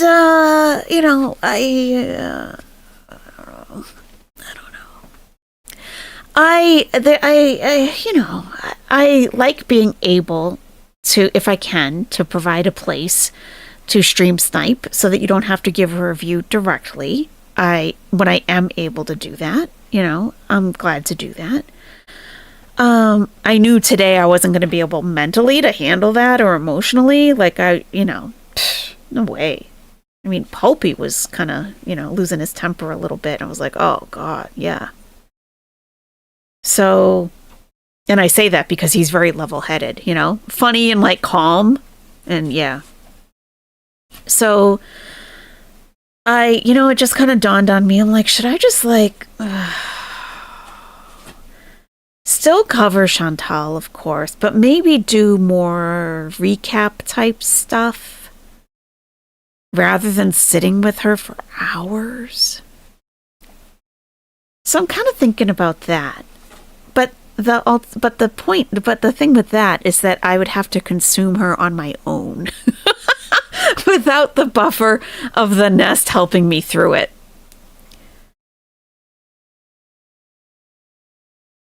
Yeah, I don't know. So I'm just kind of thinking of something like the direction of the channel, for right now when there's a cat. I'm really just, I don't feel like I can even address the cat at all. At all. You'd love recap stuff instead of hours of her straight up. That's how you got into Gore World in the first place. Alex just did recaps and it was plenty. Saban Nation says, I'll be honest, I'd rather watch her here. We can be snarky and at times be bitchy. However, we learn things here and everyone is respectful. Yeah. Jones says, take a break if you need, then you can come back fresh if you want to. True. We need to put a clown filter on her face for the whole time. That's not a bad idea. It's a lot to cover her now that she's streaming all the time. Yes, that too.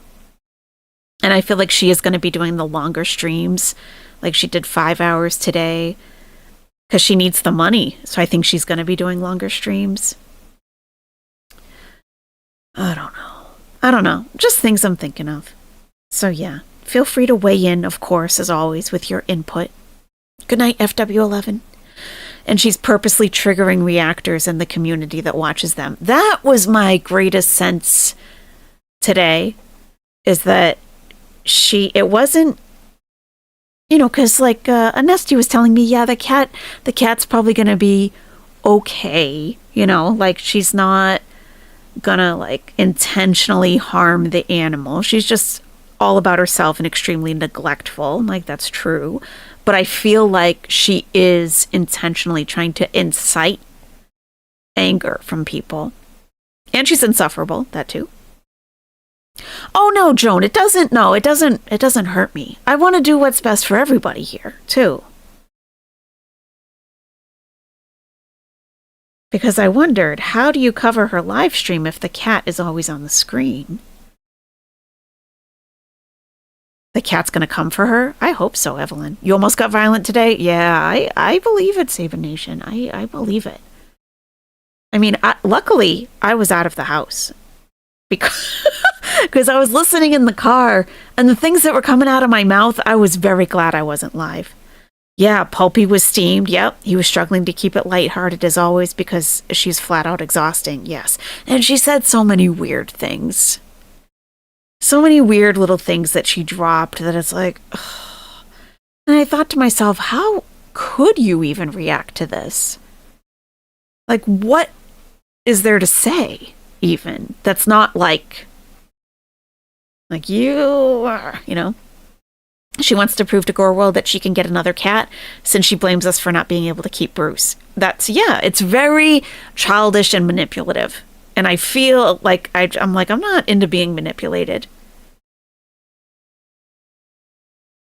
She's doing much with intent. I agree, Tasha. She's got a lot of eyes on her. Whitebird, that's true. Yeah. You're kind of hoping she's going to tell us she was pet sitting. That's what I was hoping too, Last Molly. And she was going to give it away in a week. Her content is rage bait these last couple seasons. I totally agree. Because it's like it was completely unprepared and rushed. Like, oh, you're just bringing an animal in? Like, and I wondered, maybe she was pet sitting or is pet sitting. And she's just using this as, rage bait content. You think she's really losing her mind? Maybe it's the wheelchairs. That shell cat, that is the other thing. Her being high is like, It's not enjoyable to watch. I mean, she's not enjoyable to watch, period. But when she's slurring her words and she can barely keep her eyes open, like, it's just, okay, you should probably just turn the camera off at this point, because this is just insane. You're still hung up on her saying she has car payments on the Kia. Surely she meant payments on the vehicle she had in Kuwait. I don't know, because she might have refinanced her Kia. Maybe. I wouldn't be surprised. All she wants is the cat for his super chats and PayPal, yeah. And to just, like, have something to show on camera instead of herself, because she knows how boring she is. The cat looked like she was gonna it was gonna spray on her bed. I didn't watch most of it. I just listened, so that's interesting. Foster pet or something. Maybe they allowed her to have it temporarily. Yeah. Who are these 600 people watching her? Every time I looked down, there were like 900. I know. I want to witness the rage where she tells everything. I can't believe that I tried being fair for so long. Save a Nation, I feel like that is a testament to you being a very decent person. Don't be pissed about that. That's just a testament to you being a good person and wanting to give people the benefit of the doubt, and just like, you know, I know, I understand. I know. She's keeping the cat. Yeah, not just a little high. That's right, Joan. She's not just, you know, getting a little buzzed. And I mean, this is true escape from reality that she's doing. And eating the vegetable lasagna. It wasn't even cooked. I was like, ugh, this is... It's like whatever is happening in her life, she's trying to escape it. She's really trying to escape it. You used to be nice on Chantel's page until she blocked you for being real. You were never nasty to her. Yeah, it doesn't even take being a jerk to her. Just give her some sound health advice and you're out. Yeah. Yeah. And what's her name? Angel, that's been terrorizing the community. She lost her channel or deleted it or something. So she's gone for now. Yeah. Yeah. Angel is bye. As she should be. What a weirdo. Yeah. Yeah. So just some things I'm just kind of sharing my thoughts with you guys. Like, I haven't made any like hard and fast decisions. It's just things that were going through my mind today. I'm like, people are going to watch her regardless. I know that. You know, some people on Twitter were calling for the boycott again. It's like, that never works. It's never worked. People are always going to watch her.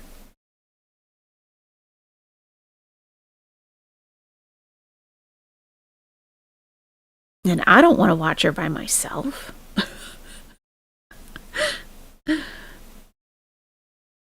Yeah, I don't know. Chantal already said don't bite mom to Smokey. It's like, how many cats need to bite her, right, for her to realize animals don't like her vibe? Exactly. Yeah. Nicole was devastated because she missed Chantal's live last night. Nicole has her own issues. Toasty says, as a cautious word of personal opinion, I think having so many reaction channels focusing on her fuels her. Absolutely. Absolutely. And that's one of the reasons I didn't want to go live today. And on Twitter, I said it would be great if someone streamed her on Twitter instead, so she doesn't have the replays on YouTube to watch back to see how much her rage bait was successful. And I only saw one channel that was right there when she started her live stream.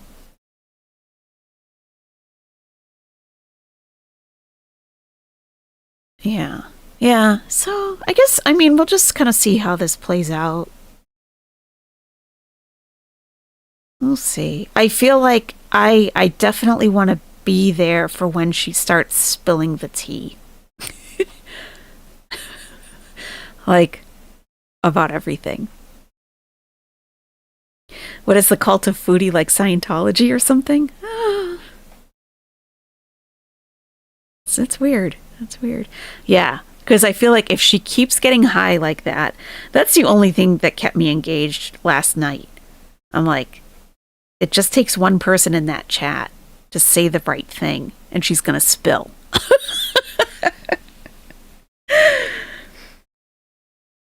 So, yeah, when that happens, like, I don't believe Salah left the country. I don't know what's going on with that. I have no idea.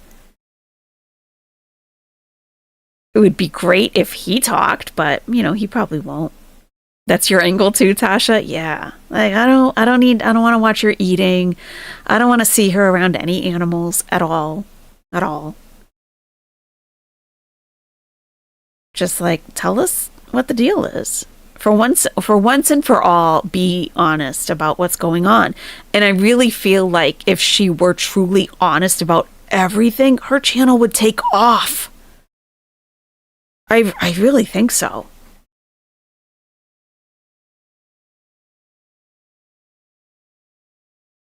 But I don't think she can be honest. I think she's lying not only to all of us, but to herself. I think she's really trying to convince herself that what is actually happening right now isn't happening. And I don't know exactly what that is, but I feel like she's in total escape mode. Totally in escape mode. She can't even sit with herself by herself. She can't be alone with herself. That says a lot.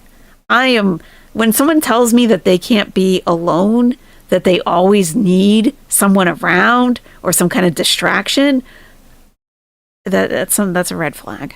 She can't be alone with her own thoughts. She needs the attention as it will bring her the money she desperately needs. Adriana, yeah. She does. She does. Wonder if Owlette knows anything. It sounded to me like they hadn't spoken in quite a while. She's spiraling, yeah. Yeah. I believe if 100%, if Chantal got off the internet, her life would have a chance of turning around. She'll never do that, though, so it can't happen. Right. It fulfills so much within her. Her attention needs, some financial... I think she does make up storylines for herself to manipulate the audience, and she gets a little tee-hee out of that. It does a lot for her mentally. Yep, no matter where anyone goes, there you are. Yep, you can't escape yourself. She needs coping skills that don't involve men, food, or drugs, or a hug box. Well, what would be left, Freedom Deep? What would be left in life? Yeah, definitely escaping with THC. Yeah. And like Joan said, she's not just getting a little bit buzzed. She's getting high. Like, everyone would be so into seeing her set up her apartment. It could be cute. It really could be. And, she's talking about her Amazon wish list, which, I don't care about. It'll be interesting to see what she puts on there. I like perusing through those from Lol Cows and see what they add.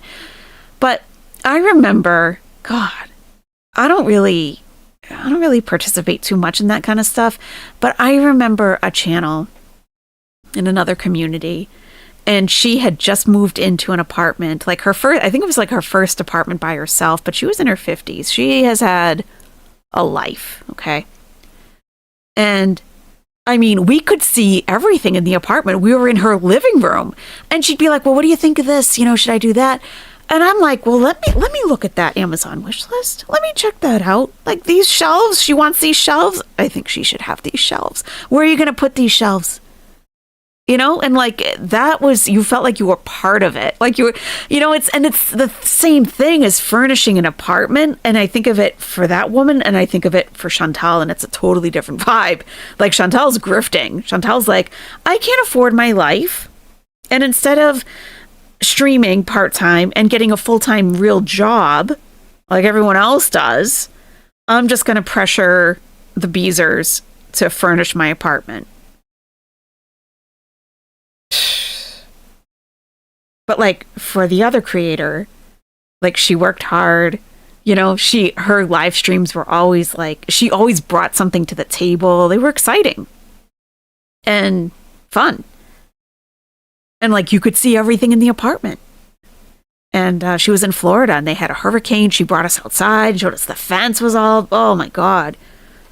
Just like going, you felt like you were there with her, like a friend in her apartment. Like, yeah, what should we do with the, what do you need over here? And you pull up her wish list and, oh yeah, you do need those shelves. And it was fun and you didn't feel like you were being taken advantage of. It's like, no, I want to help. What else do you need? Sitting around acting pitiful like a child who can't take care of themselves. Yes. Do you think she creates parasocial relationships with the hug box? Yes.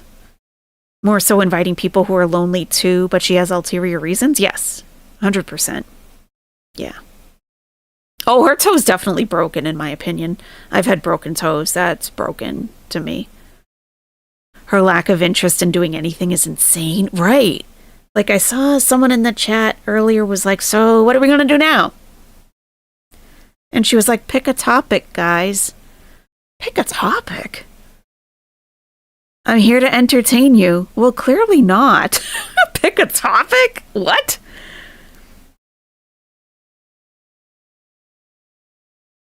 Let her husband buy her what she needs. Isn't he a big businessman? He's a very big, busy businessman, Evelyn. Yes, he has spreadsheets. Yes.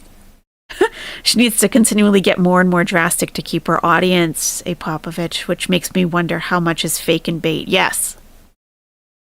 Toasty says, I hate to say it, but at the end of the day, I do hope someday she feels truly loved from anyone, not used, but I don't think it'll happen because she doesn't let it. Yeah.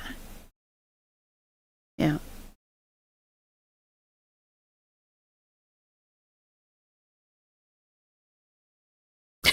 Right, like what is your stream? The self-delusion. I'm here to entertain you. So what do you want to talk about? Just laying like a seal, staring at the phone. What do you want to talk about?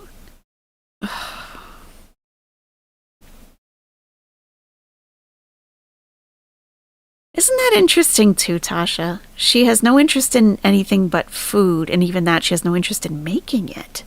She's not a good cook. She doesn't have great recipes. It's a bunch of weird stuff thrown together that she thinks is going to taste good. She couldn't even wait the extra 15 minutes for the vegetable lasagna. Took it out of the oven. It was cold and, oh, God. How do you make additional income from YouTube when you don't beg us for money to eat food? Right. I need groceries. I need my pasture raised eggs. Yeah. Maybe Shmi is trying to make up for what Chantal never had, almost enabling her because she feels bad. Do you think that that Shmi is doing anything for her now? I'm not sure if she is. I don't know how she's going to have enough money to send him because that, yeah, she doesn't have enough to send to him. Absolutely, Freedom Deep. When she covered the dishes from the Titanic, she absolutely put effort into those mukbangs. It's like you would think that the present day mukbangs were the earlier ones and the Titanic ones were today because they're so much more advanced. She went backwards, way backwards. It's the same way she looks at pets. Her audience is for her entertainment and pets are for her to receive love.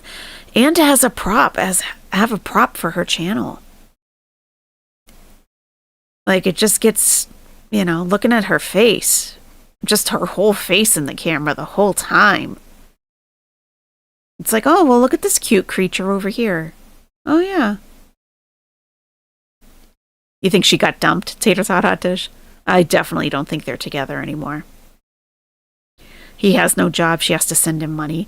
Do you guys think that he did leave the country? Because where could he go? Smokey, do you love me yet? Pulpy was saying literally everything. I was thinking everything. And people who were sending him super chats were saying other things that I was thinking. Like everyone, I think we were all on the same page. So has gone? I agree. Hard to tell. You think he's in Kuwait? Ham and Bean says, I don't think he left, but I do think he is in hiding. Right, me too. Like staying with a family member, maybe. Because where would he go? I mean, the only, like, I don't know, Iran. You can't go to Iran right now. Maybe Syria? Does he even know anyone there? I was wondering if she maybe left because of current events when she left back to Canada. What events? She said she left the very next day after she's like, I gotta get out of here.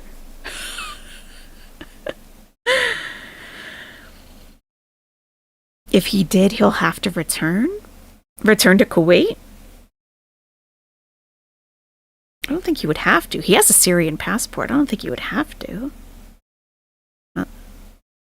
Unless you think, like, for something else. I do hope for Salah's sake he got out. I think she did him wrong. Not that I think he's a good person, but in his stateless situation, I feel for him. He's not stateless, though. He's not stateless. There is a channel that continues to push that, and he is absolutely not stateless. He's not a Badoon. He has a passport. You don't think he left, Joan? I think that no matter where he is, he will string her along just enough to get paid. Limited calls and photos, very limited. Yeah, I could see that. Okay, good night, Murs. Thank you so much for hanging out.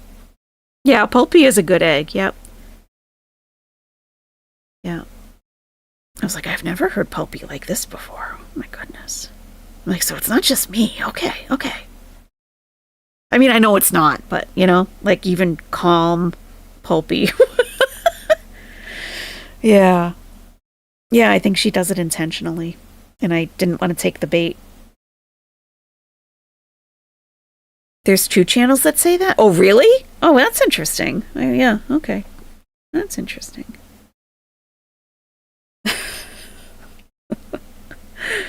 Well, you know.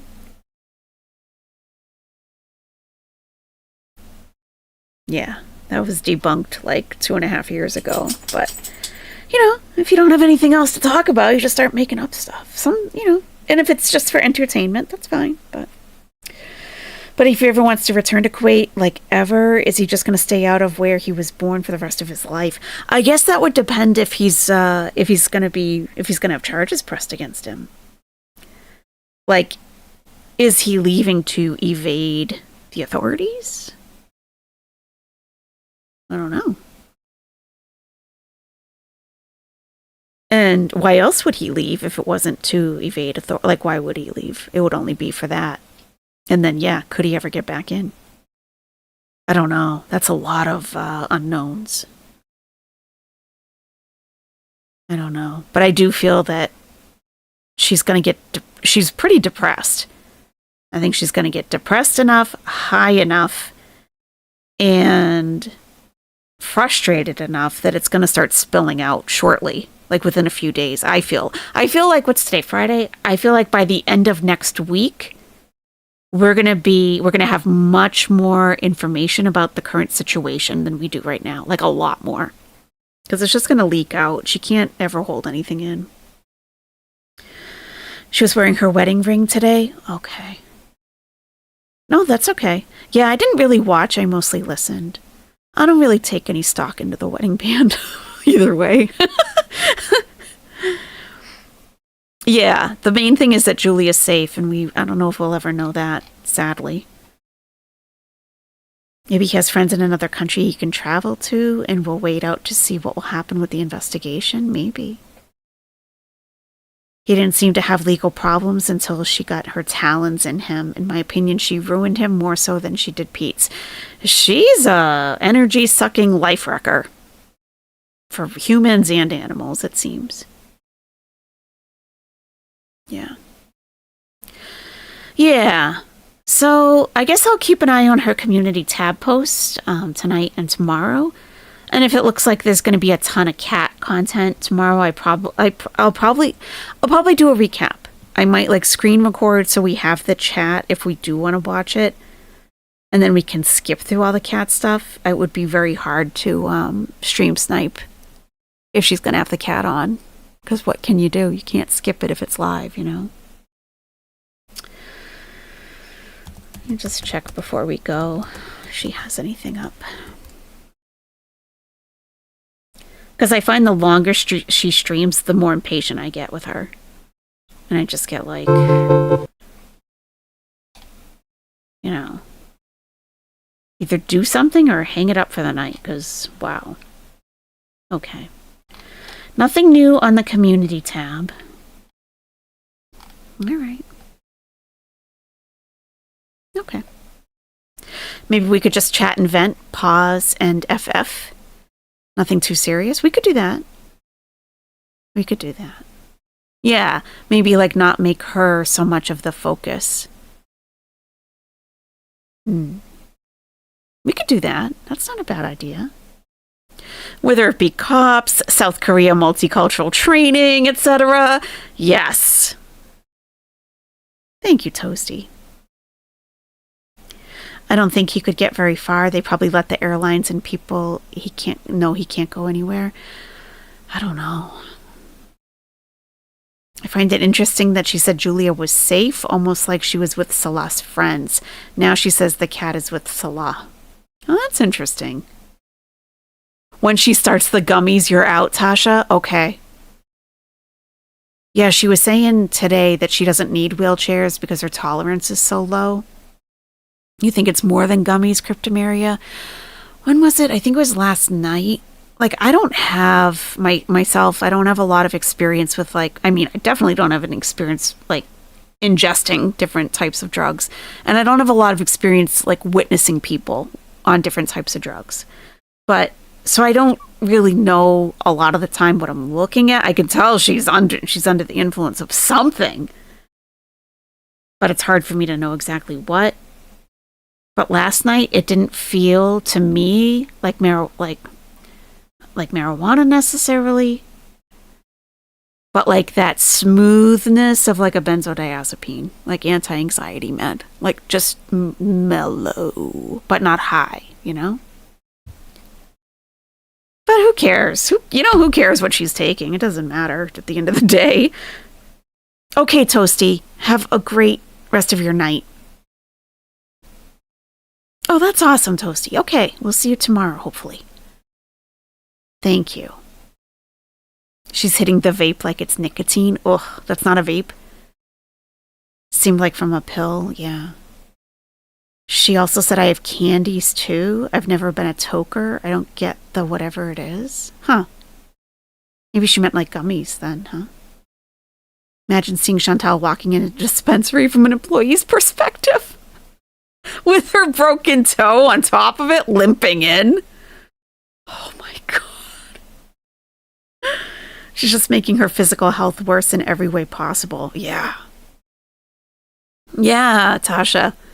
It was are you going to fall asleep with that lasagna in the oven?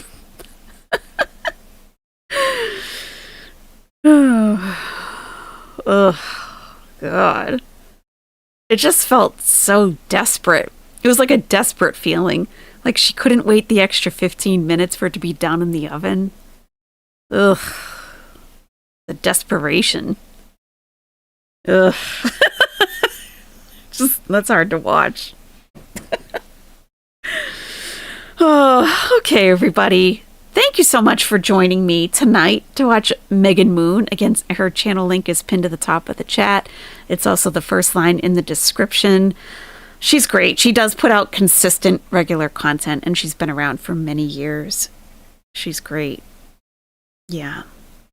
And I hope you enjoyed something a little bit different. Even just to, just not have that person on the screen helps a lot. Awesome, Freed Up Deep. Thank you, Shellcat. Cat spray and water all over the bed. What a way to rest. Dear Lord. Till we meet again, Tater Tot Hot Dish. I like that. Thank you. Thank you, Azalea. Thank you for everyone who chimed in about Korea and your experiences. Very interesting. Yeah. Okay, everyone. Have a great rest of your day or evening, and we'll see you very soon. Okay, good night.